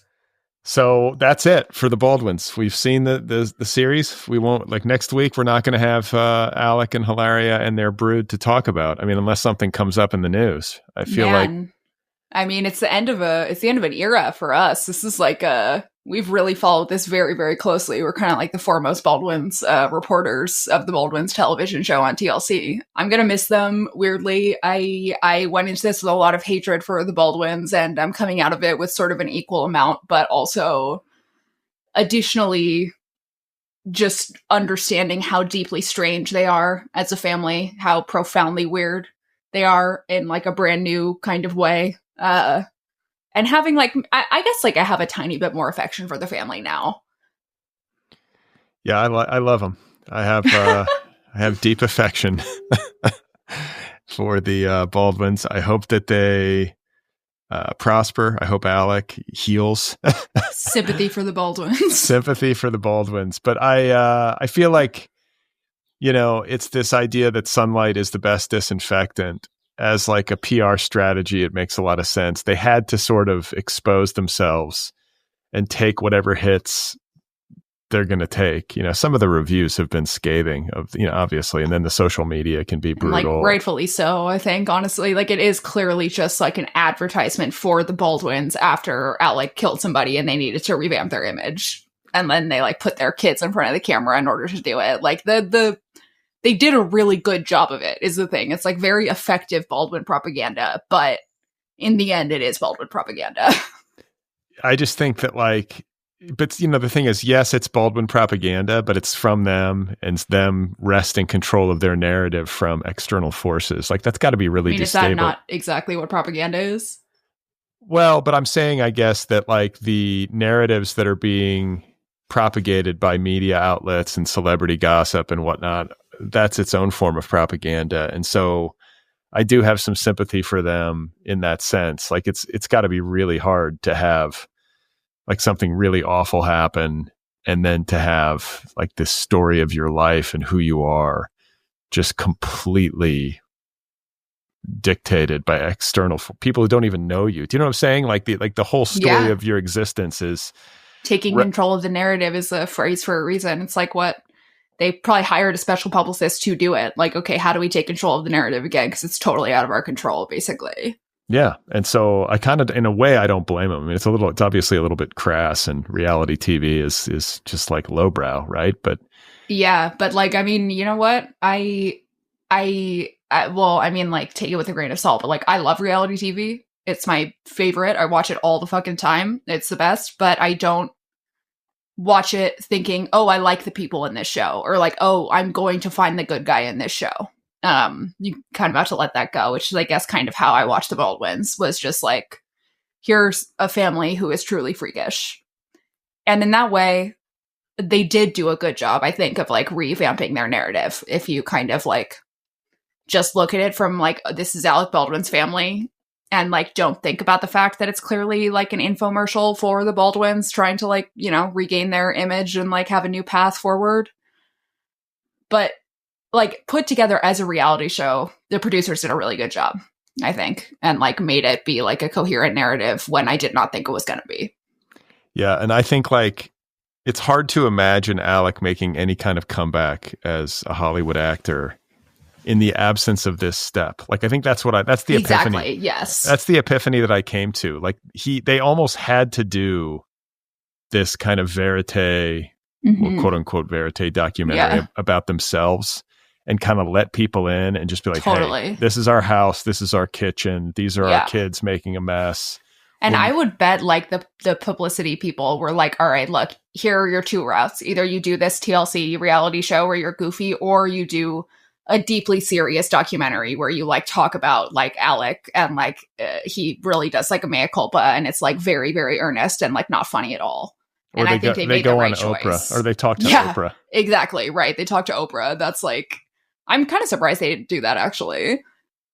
Maybe she didn't offer. I mean, she doesn't do very many interviews. She's probably not interested. But I mean, I feel like that could have been a good one. But maybe they're with just like 60 Minutes, like Gayle King or something like that. Like I feel like they could have done something. But I think that the reality show was a good call because I think that like ultimately, if you put Alec in like a deeply serious situation where he would have to like apologize and like show real remorse, not just like how it broke him as a person, I think that would be less sympathetic than the portrayal than we saw in this show. Yeah, and to be subjected to like real journalism and like somebody asking like really difficult questions about the decision-making process on set. There's a lot more risk involved. If I was a publicist, I would recommend against that. Like Alec is not like ready for that line of questioning and never will be, I don't think. Yeah, I don't see him handling that well. So anyway, a moment of silence for the Baldwins. We will miss this show and this family, and we'll be interested to see what happens. It's so next. sad that they have to die when the show is done. They have to ritually kill the whole family. So rest in peace to them. Just burial at sea, just like sliding Alec's body into Long Island Harbor, whatever. He's like, oh, finally I can rest. So a moment of silence for the Baldwins starting now. End. God bless everyone. I will miss you all so much. Adios, amigos. It's been real. Adios, I am Spanish, remember? So our next story is not about the Baldwins, and it's very sad to think that our next show will not begin with the Baldwins. I'm so used to beginning with the Baldwins. So I guess from now on, you know, we're going to start with just regular pop culture and not just being the Baldwins show, or the Baldwins show, as it were. So our next story is about just one of the most fucking annoying fucking things of all fucking time, which is that they sent out, they being Jeff Bezos with his company Blue Origin, sent several women onto a spaceship to go travel space for 4 minutes or something, like just like experience zero gravity.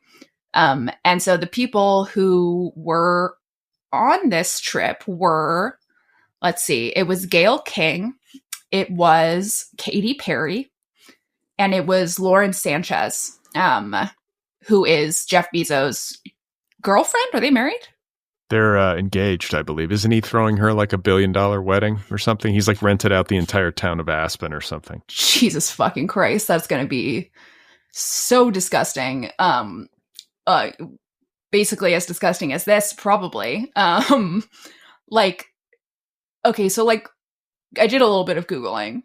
This trip alone, which like they just literally just orbited space for like a couple of minutes.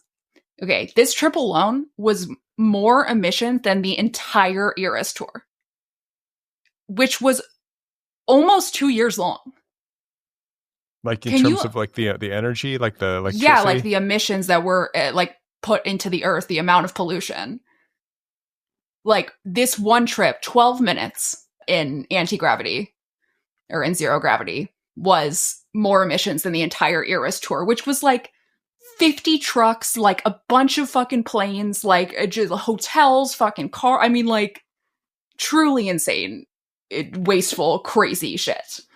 And like, I do feel the need to say that one of my favorite pop culture things recently has been following Katy Perry's extremely failed album rollout. Brad, have you seen this at all? Katy Perry's album rollout? I think you talked about it once. Like we were talking about her for some reason, and you told me that her latest album sort of bombed. It was so bad. And like her last like 2 albums before this also bombed, but like this one in particular was bad for many reasons. So it was called 134. 143? Yeah, 143, like I Love You, which is a stupid name. And the single on it was called Woman's World. And the song literally, I swear to God, was so bad that they offered it for free to the Harris campaign, and they said no. They were like, we're good. We don't want to use that in a TikTok. We're fine. We don't want it. To like a female president. It's a song called Woman's World. Like, it's a woman's world. You're just living in it. And they were like, nope, no thank you. And like, ever since then, it has been just a series of the worst, most embarrassing fucking things. Like her trying to play to a like room where people are actively exiting the room and you can see them leaving. Like her like serving shots at a random gay bar, like for no reason, looking miserable. And so her album rollout went so badly that they literally had to send her to space, is what I'm saying. And when she was in space, she revealed her, I guess, set list for her upcoming tour. And like, literally nobody cared. I don't even know what the set list is. Nobody does. Nobody gives a fuck. All I was seeing was people talking about, what if Katy Perry dies? Katy Perry's gonna die. She's gonna die in space. Oh my god, LOL. Like, horrifically failed. And then they sent her ass to space. Imagine doing that badly. All because she fucking, like, has, like, well, terrible music and, like, a terrible attitude. And she hired Dr. Luke to write the song Woman's World. Dr. Luke, whose name you might recognize because he was the person who sexually assaulted Kesha. There has been a lot of criticism of this space flight. Yes. Olivia Munn. Oh, the Olivias are getting together. Yeah, she was on, what? I think she's on the Today Show with Jenna and friends. And she said, what are they going to do up there that has made it better for us down here? Mm-hmm. I think it's a bit gluttonous. She then added, I know this is probably obnoxious, but like, it's so much money to go to space. And there's a lot of people who can't even afford eggs. Yeah. That's exactly fucking right. And frankly, I mean, I've probably talked before about how I feel about space, but here are my feelings about space. Fuck space. I'm so fucking done with space. Leave that shit alone, dude. That fucking shit, they don't want us up there. It's fucking ruining the world, us going up there. There's no fucking point in us going up there. Astronauts are getting fucking stuck up there. We're sending Katy Perry up there for no reason. Just be done. Let's leave space alone. We don't need to go up there. We don't need to do it. It's not necessary. Yeah, I have no interest at all. Yeah, no interest. Zero. And like, have you ever looked into like how badly astronauts get fucked up by going to space? They lose bone density for the rest of their lives. Many of them are crippled for the rest of their lives from going to space. Yeah, if there was like an Earth 2, if there was like an uninhabited Earth that was like pristine and like wide open and beautiful. That's what the billionaires are hoping for. Listen, if there was one of those and it was like a day's flight away or something, like sign me up. I would be like, okay, I'll consider this, but there's not. And like Mars is a hell. I have zero interest in Mars. I don't know why people zero interest. Who wants to go there? You can't even go outside. No, I don't want to go to Mars. I don't want to go anywhere in fucking space. I don't want to go into the atmosphere. I don't want to know about people going into the atmosphere. Let's just look at it from telescopes. I think that's enough. I think that's fine. I don't think we really have to put our bodies up there. I don't think it's necessary. And it's certainly not necessary to put fucking Katy Perry and Gayle King up there. Like, what the fuck? Yeah. I don't know what. And like, so Olivia Munn, it's so tone deaf. And like, Olivia Munn followed from Emily Ratajkowski, who I'm probably pronouncing her last name wrong, but she posted a TikTok that just said like, that's end time shit. Like, this is beyond parody, which, yeah. Yeah, it just feels like it just feels like the kind of thing where like the 1% or like the billionaire class is like playing with their space toys while like everybody else basically is just dying and suffering. And then miserable. Do playing with their space toys that are like making people actively die and suffer faster. Also, they're like, let's let everyone die and suffer faster so like Katy Perry can like float in space with her like fucking set list for the tour that nobody is going to attend. Like, we should probably go to the tour just to report on like how fucking dark it is. And we need to take a moment to flag what like an obnoxious coward and just shitty human Jeff Bezos is. Like, what? He could be doing so much good. He could just my God. All that fucking money. He could just like end. Well, if he wanted to do good, he would not have that money is the truth. Well, yeah, exactly. But I mean, like the fact that he does, and all he can think to do is build like a rocket ship to try to aggrandize himself and like take a bunch of send my girlfriend to space, fucking idiot. Yeah, take a bunch of supplements and just like have a yacht. Just, dude, you're such a bore. And then to have him buy the Washington Post and destroy it, and then like fillet Donald Trump, like what a weakling. I mean, the thing about all of these billionaires actually is like, they are dumber and like worse at being rich than Peter Thiel. Peter Thiel is better at being rich than all of these people. He has done so much sketchy, fucked up shit. Like, so fucking much. And like, you don't hear as much about hating him personally because he isn't so dedicated to making everybody love him that he's sending Katy Perry to space. It's like, it's dumb. You're a billionaire. You don't know how to make people love you. So stop trying. Be done with it. Just be evil and just go do your evil shit quietly and be done. Like, why the fuck are you doing this? And then he goes out. This was my favorite part of the whole thing. Jeff Bezos runs out to go greet them as soon as the spaceship lands. Face plants right into the dirt. Just fucking falls face first into the dirt. Like, if I were Lauren Sanchez, I would be getting the ick so hard. Like, oh, you send me up to space on your space vessel, and then you can't even walk up to the door to fucking greet me? Like, ew. Ick. I mean, like, a man falling over, ick. That is just, like, that's such an ick. Yeah. If you're a man, you should not be falling. Why are you falling down? You're a man. He's such a goon. Whatever. He's such a fucking goon. His cowboy hat was probably, like, too heavy and was, like, making the rest of his body be out of balance. Was he wearing a cowboy hat? I don't know, but it's like, it's recent. Like, you know how like fucking, like Mark Zuckerberg is wearing a gold chain. Like, that's like Bezos' gold chain is his cowboy hat. Like, he's like, that's his new. I watched the funniest video last night about a guy. This guy had a theory of new guys, how all of these guys are transitioning not into another gender, but into a new guy. You know, you have like Mark Zuckerberg trying to transition into a new guy with his gold chain and his like, you know, big clothes. And then you have fucking Elon trying to transfer into a new guy, trying to transition into a new guy by becoming part of the government. And then you have fucking like, they're all trying to transition into new guys. Yeah, they hate themselves. That's why. They hate themselves. Exactly. That's exactly right. And they can see that nobody likes them. So they're like, I better become likable. I know what's going to do it. A cowboy hat. And like, the thing is that if they just dedicated their lives to good works, yep, that would be it. Like, that's all. Just be Betty White. Like, save the animals. So, you know, do something. Just pick anything. It doesn't even have to be like that great. It doesn't even have to be saving the literal world. You could just be very rich. You could like, I don't know, be like, I'm going to dedicate my life to making sure pandas stay alive. Everyone would be like, hell yeah, great. Like, those fucking animals like don't want to stay alive to save their goddamn lives. Like, go for it. Yeah. And instead but you know, I guess that's the thing is that like Betty White wasn't a billionaire. Well, Dolly Parton is another one. Like, you know, you can be beloved, but the thing is that you actually have to love other people. And that's exactly right. You have to care about other people, and you can't care about other people and become a billionaire. It's just not possible.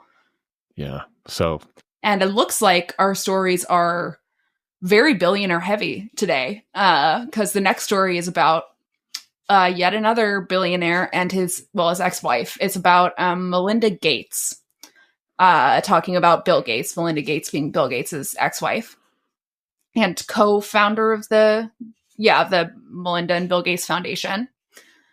She wrote in her memoir about Bill Gates' ties to Jeffrey Epstein. Now, is this why she broke up with him? Is it because of the Epstein stuff?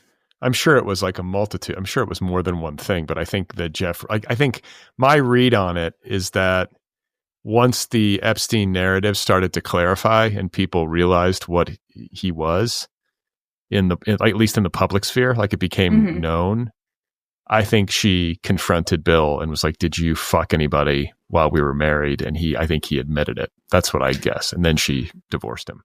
So my feeling is maybe similar, but like, I think that Melinda Gates is not stupid. I think that everybody knew that Jeffrey Epstein was like a pedophile with a secret island. Even I knew for many, many, many years before like he was ever, you know, in jail or dead or anything like that. You know, he had a trial for sex trafficking in like the early 2000s, and Bill Gates hung out with him after that. And I think Melinda is smart enough to see that Jeffrey Epstein is clearly a pedophile, like just with all of the evidence mounting against him, even when they were married. And I think that she was willing to turn a blind eye as long as it wasn't something that the public was fleshing out in a story that was really damning. I think that she was willing to just sort of like, I'm not going to ask about it. I'm just going to like, let it be like whatever you're doing there. Like, I just don't want to fucking know. And then I think that probably when it started to become clear in the public, she was like, okay, I can't just pretend this isn't happening anymore. And looked into it and was like, no. Yeah, I don't know. I'd have to look at the timeline. Like, I haven't followed it closely enough to know like when Bill was hanging out with him or. He was definitely hanging out with him after his first case in Florida for underage sex trafficking. I mean, Epstein basically checkmated Bill Gates because that was a setup. Like the girl, like the whole point of Epstein cultivating Bill Gates and like baiting him with this, you know, I'm going to give your charities money and all this stuff is that he basically honey trap, or what do they call it? Honey trap, honey pot? Yeah, honey trap. Yeah, they he honey trapped him, and Bill Gates is this big nerd, and he's got some hot like Russian girl or whatever flirting with him. Dude, no, it's so much darker than that. Like what you're imagining is like actually like way less dark than I'm sure what actually happened, because like those girls, it was not some like young hot Russian girl. It was a 14-year-old. Like, let's be real about what was happening on that island. It was like young. Like we were not talking like 20. Like we're talking 14. Was Bill on the island?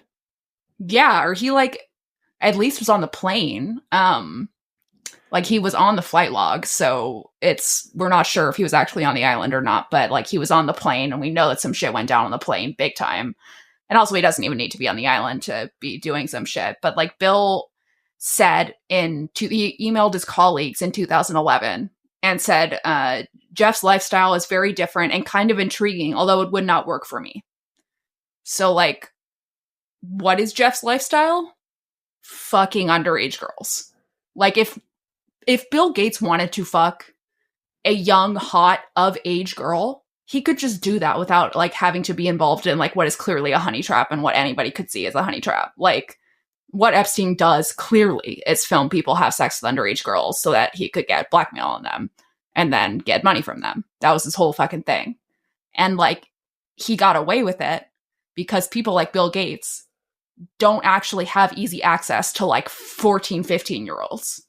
And like Jeffrey Epstein has a shitload of them.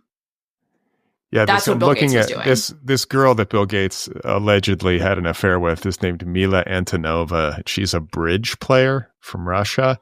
Whoa. She looks sort of like Greta Thunberg. Oh my God. Yeah, and she looks definitely young. I don't know how old she is or was when she met him. I have no idea. But I mean, Jesus, like, yeah, Melinda Gates, I guess, said that she said, I did not like that he had meetings with Jeffrey Epstein. No, I made that clear to him. And she claimed that she only personally met Epstein once because she, quote, wanted to see who he was. I bet that Jeffrey Epstein, you know, after this affair started, Jeffrey Epstein's got like video, he's got secret photos, and you know what I'm saying? He's got Bill Gates basically nailed to. When they cleaned out his Palm Beach, I think it's Palm Beach, his mansion in Florida, they literally, this isn't a joke, you can look it up, I'm not insane. They pulled out a box of fucking DVDs with people's names written on them in Sharpie. Well, no. That was, I think what you're talking about is when they raided his penthouse, like his mansion in New York City. Was it in New York City? There was a safe, his like personal safe, and they emptied it, and there were all these CDs. And I always thought like, okay, well, we're going to find out what's on those CDs. No, they burned those CDs.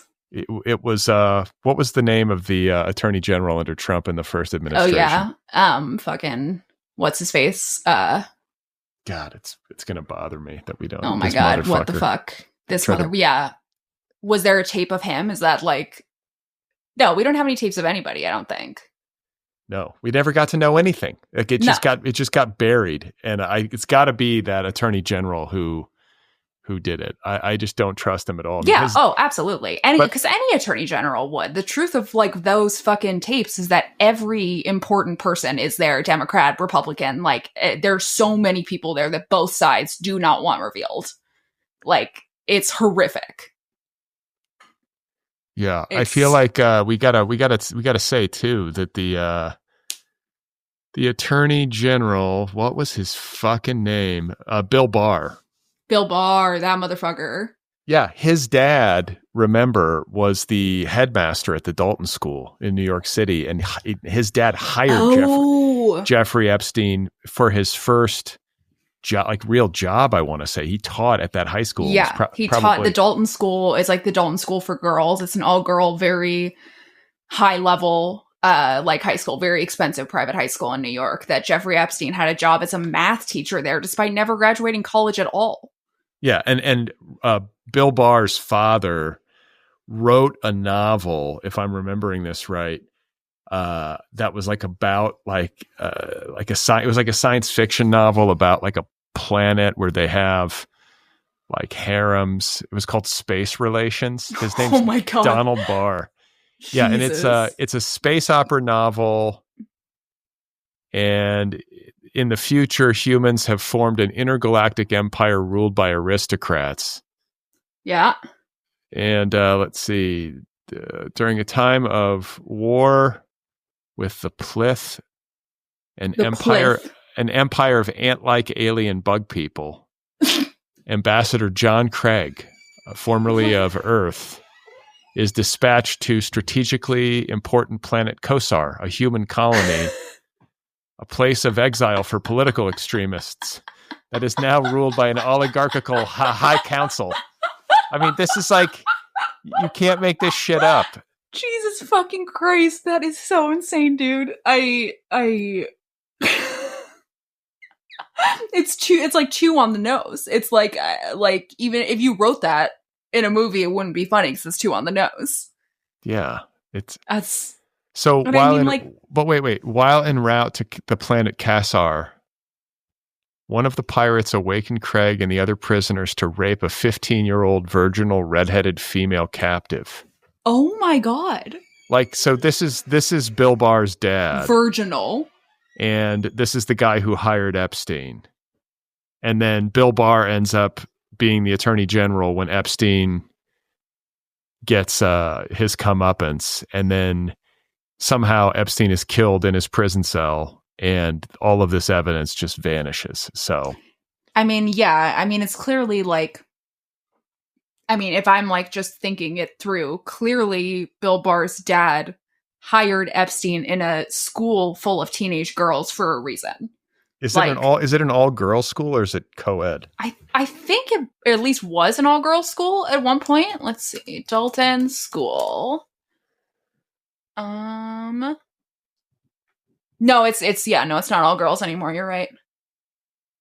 It's both now, but it's like, okay, you're going to put this particular man in a high school, a job as a high school teacher. Like, that is saying, okay, you have a certain predilection towards fucking kids. So like, let's put you somewhere where there are lots of kids that you can find and give to me, and we can do this together. And I'm sure he got a lot of blackmail on Bill Barr's dad. And I'm sure Bill Barr then was like, okay, Dad, let's get rid of the blackmail. I'm the attorney general now. Like, if we could, like, he probably was like probably the only reason why charges were pursued against Epstein at this point in time in the first place is because they found a way to get rid of the evidence.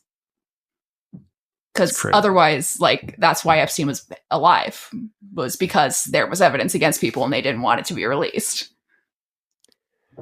It's so, eventually I would love for the truth. I bet you we'll never know the truth, but I would really love to know all the... Glenn's still rotting in prison. Like, girl, you're never going to get out. Just tell everyone. Just say what happened. Just tell them. I feel like she knows she would be killed or something. Who fucking knows? These people are so insane. She's like never going to get out. And if they were going to kill her, they probably already would have. Like, it's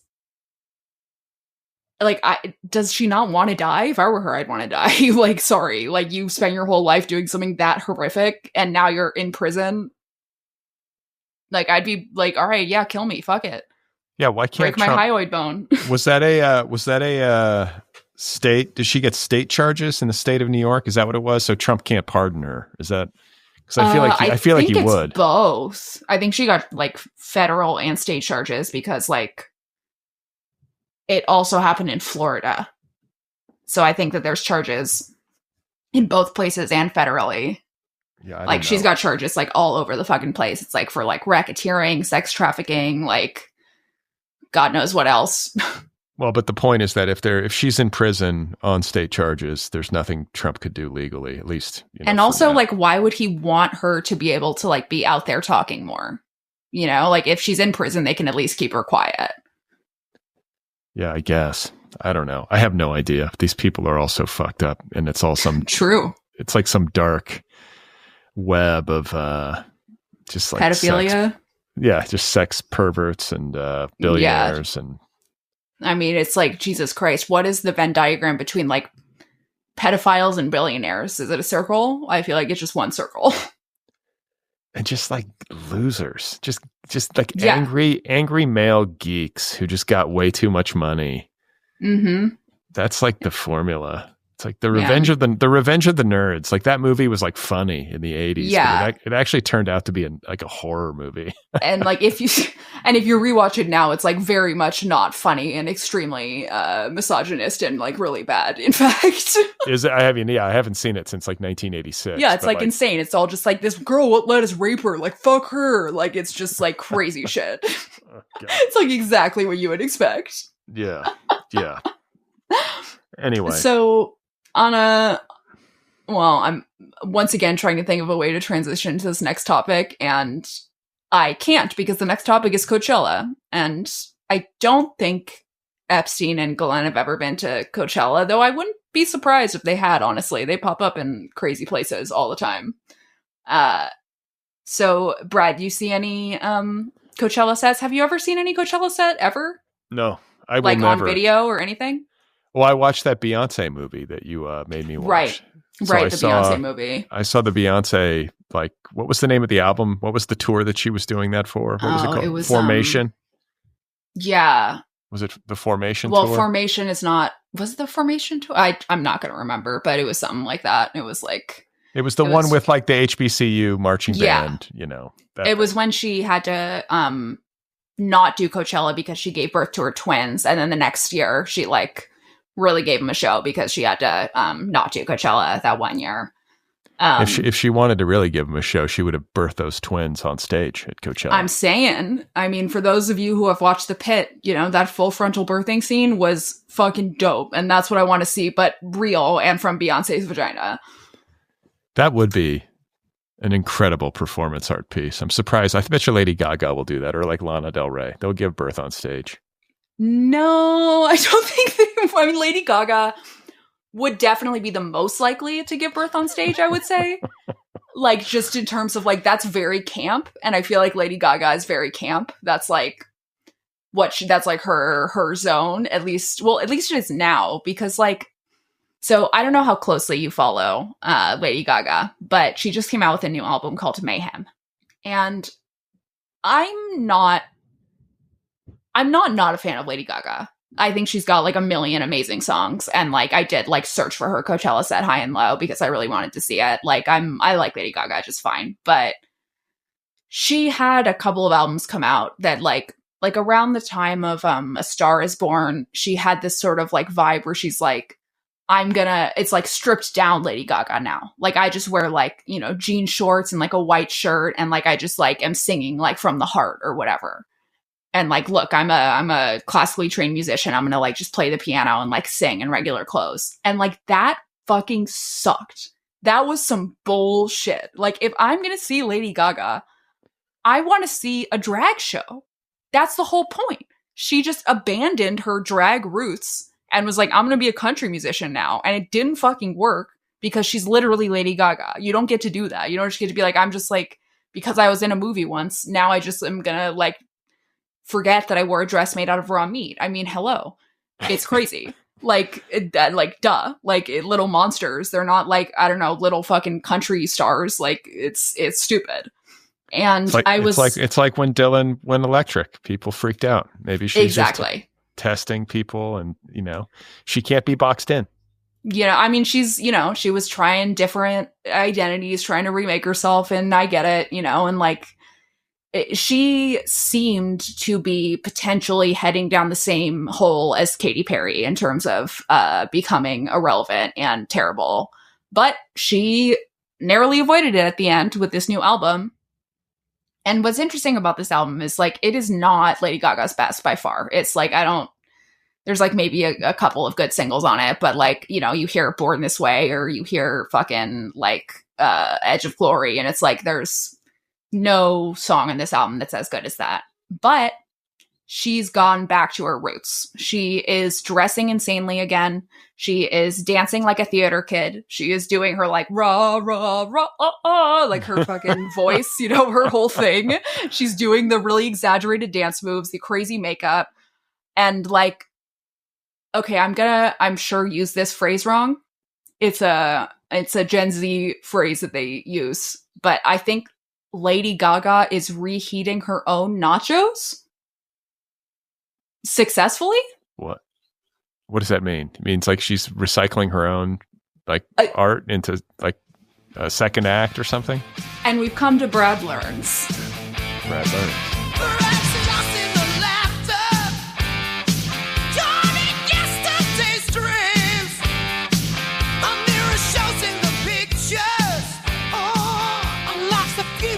So Brad learns.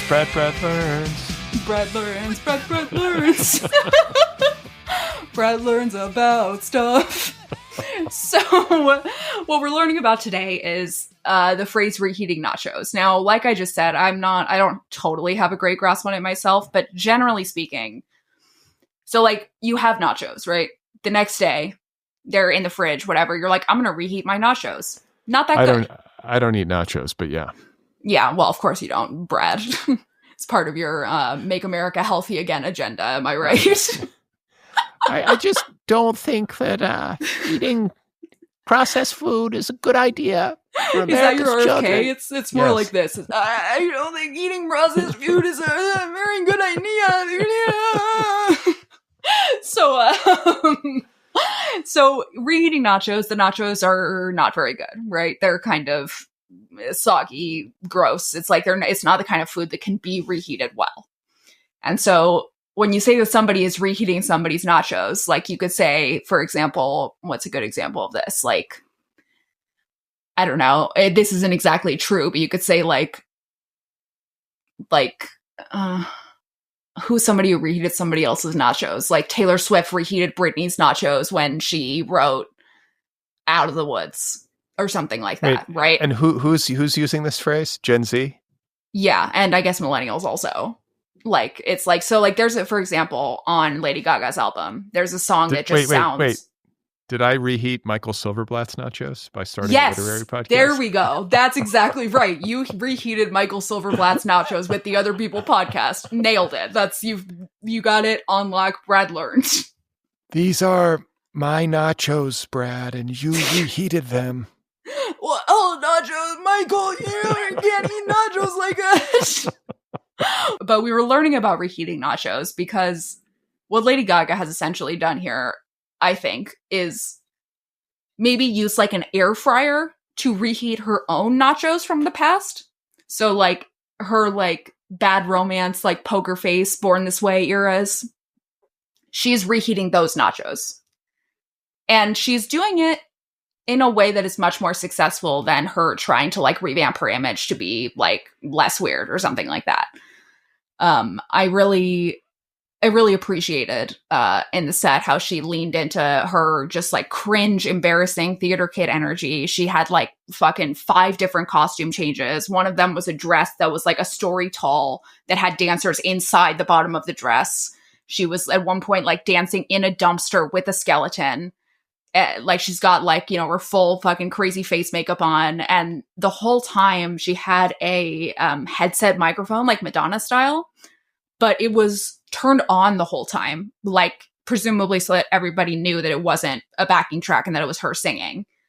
But as a result, you could hear her doing like breath work and like trying to do breath control like in the mic, which was an interesting choice. But like, I feel like I'll watch these performances like a lot of people watch the Olympics, where like they're like, see, like that person fucked up, and it's like I couldn't even do 1/4 of what they're doing on stage. But I was watching Lady Gaga, and I was like, girl, like if you don't have breath control, don't keep your microphone on between songs. Don't do that. I can hear you panting. That's not good. Or like being like, Gaga, find the note. I can hear you too clearly, when like she is a classically trained singer who knows how to find the fucking note, and I'm sitting there on my couch doing nothing. You know, like, but at the same time, I think it must have been impressive for her to have a mic on the entire time and not sound like she was panting even more than she was. I feel like she tries to keep it real. I mean, you know, for better and for worse. But I like that she's that way. She's like, I'm going to be raw. I'm going to be honest. Except like not raw at all, because I have like 25 different costumes on and like a million dancers around me doing like the craziest shit you've ever seen. And I'm like, you know, I'm walking around like a vampire going like raw, raw, raw, raw, raw. But it was good. Something, girl. Oh yeah, she sang that one. By herself? Yeah, that's like I watched one of her concert movies, and she did the same thing where she just goes to a piano and she just sings Shallow by herself. And it's always pretty funny because like in the concert video, she was wearing like a giant bug helmet while she was singing Shallow. And like in this one, she's wearing a crazy costume and it's just like such a solo, like emotional song that you just like, and then you see her wearing just like a full stage costume. And it's just a very silly difference between like the music and how she actually looks, even though it's a great song and she kills it. Is Coachella fun? Is it fun to be there, or is it like exhausting? And it just seems exhausting to me. At this point in my life, it sounds like one of the worst things I could possibly do, like literal torture, like Geneva Conventions, call the UN kind of stuff. I went to Coachella, I don't even know how many times, maybe for 10 years straight or something, because, and I don't say this to like show off or sound spoiled or whatever, but I only say this because I want everyone to know that I would never spend the kind of money required to go to Coachella 10 years in a row. I went with my parents. My parents got passes, VIP, whatever, from like their music industry friends. And so I just went with them every year. Stayed in their hotel, whatever. It was like a family event. And so I've been a lot of years. It is so unbelievably hellish. I mean, I've seen, you know, some of the best shows of my entire life there, and I would never like take it back. I saw Prince. I saw fucking Roger Waters playing Pink Floyd's The Wall. I saw Rage Against the Machine's first reunion show. I saw Kanye West a handful of times. I saw Devo. I saw MGMT. I mean, like the list goes on. I saw Mazzy Star. I saw fucking so many things right in their prime, and it was incredible. But it is just a fucking nightmare. It's a fucking nightmare. You go there, the traffic just to get to the grounds is like your hotel is maybe 15 minutes away from Coachella if you're lucky. Some people are like an hour away from Coachella. And like driving to the grounds, it takes like, if you're 15 minutes away, it takes at least an hour to get to the grounds. And then if you don't have VIP parking, you are walking literally like 2 miles in the hottest weather of all time in the dirt to get to the grounds from your car. Okay. And then you're paying all this money for a hotel. And it's like you get there, the waters are fucking $5 each. There is no air conditioning. There is no fucking shade. Is there AC for the VIPs? Are you sitting? Uh-huh. That's the thing. See, and like this is again why I want to emphasize that I went with my parents, because even when I was young, I don't think that I had it in me to do Coachella without like free water and access to some amount of air conditioning. Like it's crazy. Like when I saw Rage Against the Machine, I almost broke my fucking ankle. I had to be carried out of the crowd by a large Mexican man. Because how did you almost break your ankle? Because my brother Isaac and I like are very big Rage Against the Machine fans, and we were like, young. It was like freshman year of high school or something, and we were like, we're gonna get barrier. So like we like pushed our way all the way to the front of like a Rage Against the Machine crowd, and it became a riot. The whole show was a riot. It like everything was being lit on fire. People were fucking losing it, and so I lost both of my shoes like halfway through the set because I was just being pushed around so much. And then at some point I was like pushed around, and I I stepped in a hole, and then I stepped on a piece of glass, and then I stepped on a lit cigarette, all just in succession. And then I fell because I had stepped in a hole. And I like twisted my ankle, and out of fucking nowhere, I'm like, I'm rolling on Molly. Okay. I'm like so high on Molly. I'm like 15 years old. I've lost my brother. I'm here at Coachella. Your phones don't have service. You can't just call anybody because everyone's trying to use their phone. So you have no service. So you're lost in a dark polo field in a Rage Against the Machine concert. I said to my brother, I'll meet you at the fountain afterwards. The fountain is crowded with people. And then I fall. I almost break my ankle. Out of nowhere, some incredibly large Latino man is like, are you okay? And I was like, I think I hurt my ankle. And he was like, okay. And lifted me up, like not like a piggyback ride, but like a baby lifted me up, cradled me. And he was like, where do you want to go? And I was like, the VIP. And he was like, okay. And like in my memory, bulldozed his way through the crowd with me in his arms and then dropped me at VIP where I met my brother. What a nice guy. Yeah. So shout out to him. But yeah, no, I will never go to Coachella again. It seems so fucking hellish. I can't. Even with VIP, like I'm just not doing it. It's like a Hieronymus Bosch painting looking out at fucking the polo fields. It is bad. It's bad. I went to see the Grateful Dead in Las Vegas when I was in college. Dave Matthews opened up. It was iconic. Oh yeah. It was so fucking hot. They had the fire department there just hosing down the hippies like during the show. They did that at Coachella too. Yeah, we were just baking in the sun. And I thought it was cool. I don't know why. It's crazy, right? When you're young, you do shit like that. And you're like, this is so cool. I'm having so much fun. And it's like, why did I ever want that? Yeah, it seems like a nightmare. But, and to be in Vegas, just the worst place. Well, and it's like Coachella too, to be in fucking Coachella Valley of all places. Like, like my God, what a nightmare. Isn't everybody like drunk and driving? And it just seems like, yeah. So it just seems like chaos. And like to get out of the grounds at night, like takes like hours. So it's like, fucking midnight. You've just seen the headliner. You've been running around all day. You're so fucking tired. You have to walk 2 miles to your car in the fucking dark when it's still hot or it's really cold. You never know. And then it's going to take like 2-3 hours to get out of the grounds. And by the time you get home, it's like 4 a.m. And then you have to go back to Coachella the next day. Yeah. No, thanks. Yeah. But what about the outfits? Did you see any good outfits? I feel like it's a fashion show. Well, so like, it is a fashion show generally, but the thing is that most celebrities attend Weekend 2. Weekend 2 is like the main, it's like the more exciting weekend. Back in my day, Coachella was only one weekend, so there wasn't this Weekend 1, Weekend 2 issue. But now there is, and I guess Weekend 2 is kind of when all the celebrities go. So there wasn't a lot of outfits this time. Next weekend, it'll be a big fashion show, so we'll have to do a Brad's Fashion Corner for that. What would I wear to Coachella? Like, what would a guy like me wear to Coachella? So, like, when I went to Coachella back in the day, there was a lot of, like cultural appropriation of, like, Native American headdresses was, like, a big thing. It was, like, American apparel, and then you wear, like, a feather headdress, and you wear, like, moccasins, and now that's, frowned upon for obvious reasons. So I was going to say you could wear, like, a feather headdress and American apparel, but maybe not. Realistically, I think what you would probably wear is a loose cotton shirt, cargo shorts, and sandals. Or sneakers if you're smart. But if you wanted to look stylish, you could wear... What could you wear if you wanted to look stylish? Gonna dress like Sitting Bull. Sitting Bull? Oh, yeah, right, exactly. You're gonna, you just dress like what is the really racist football team name? The Redskins? Just dress like they're the Commanders now. Oh, I thought they were the Washington football team or something. They were for a minute, and then they chose a new mascot, the Commanders. Well, my favorite part of Coachella, just my favorite highlight of it, is, I guess you could say it's cultural appropriation in a way. So there's a band called Kneecap, and they're an Irish band.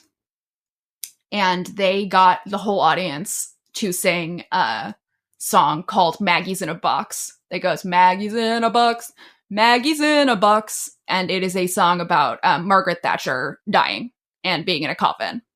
And they got the whole audience to sing it. And Coachella had to cut the live stream.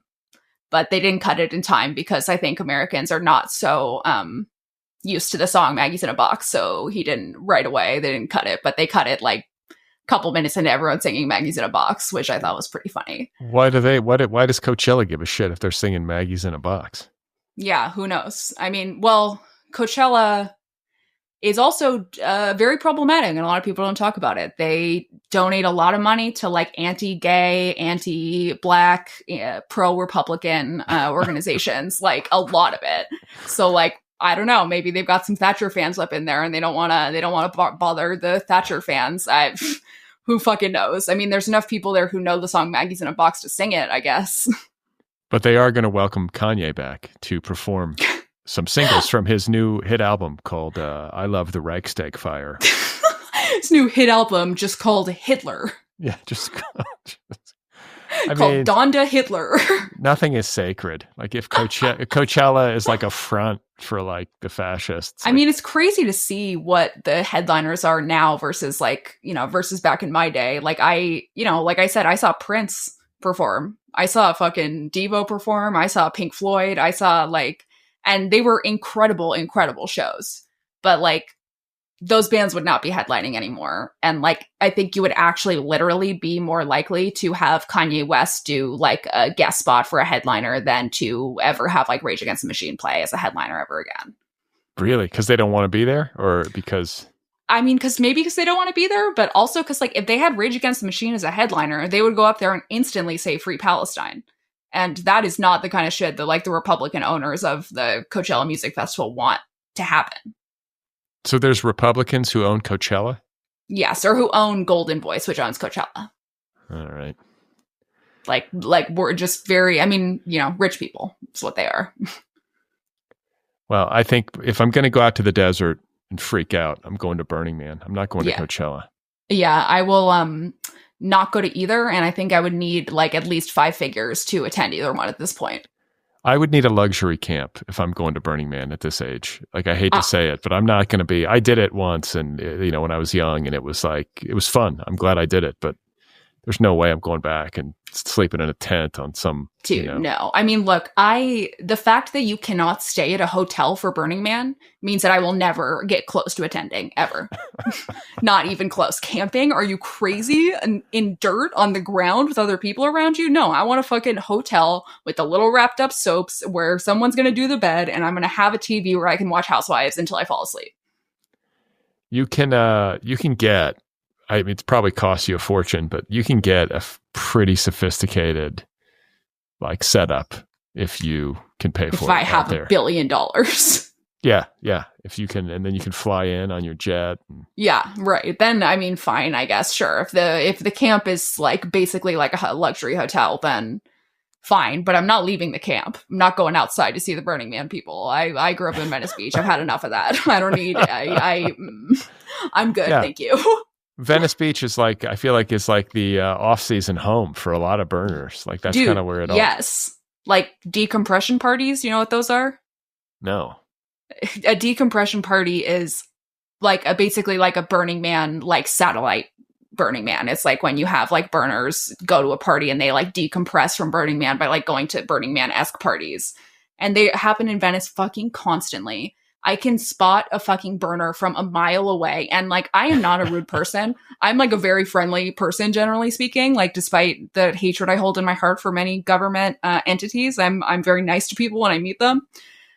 When I meet a burner and they start talking to me like a burner, I get rude. I get straight up. I'm like, I can't fucking stand you. Like, I know you haven't done anything wrong to me. You're probably a nice person, but like, I grew up in Venice Beach. I can't fucking do it. I'm out. Like, it's like one of the only times where I'll get straight up rude.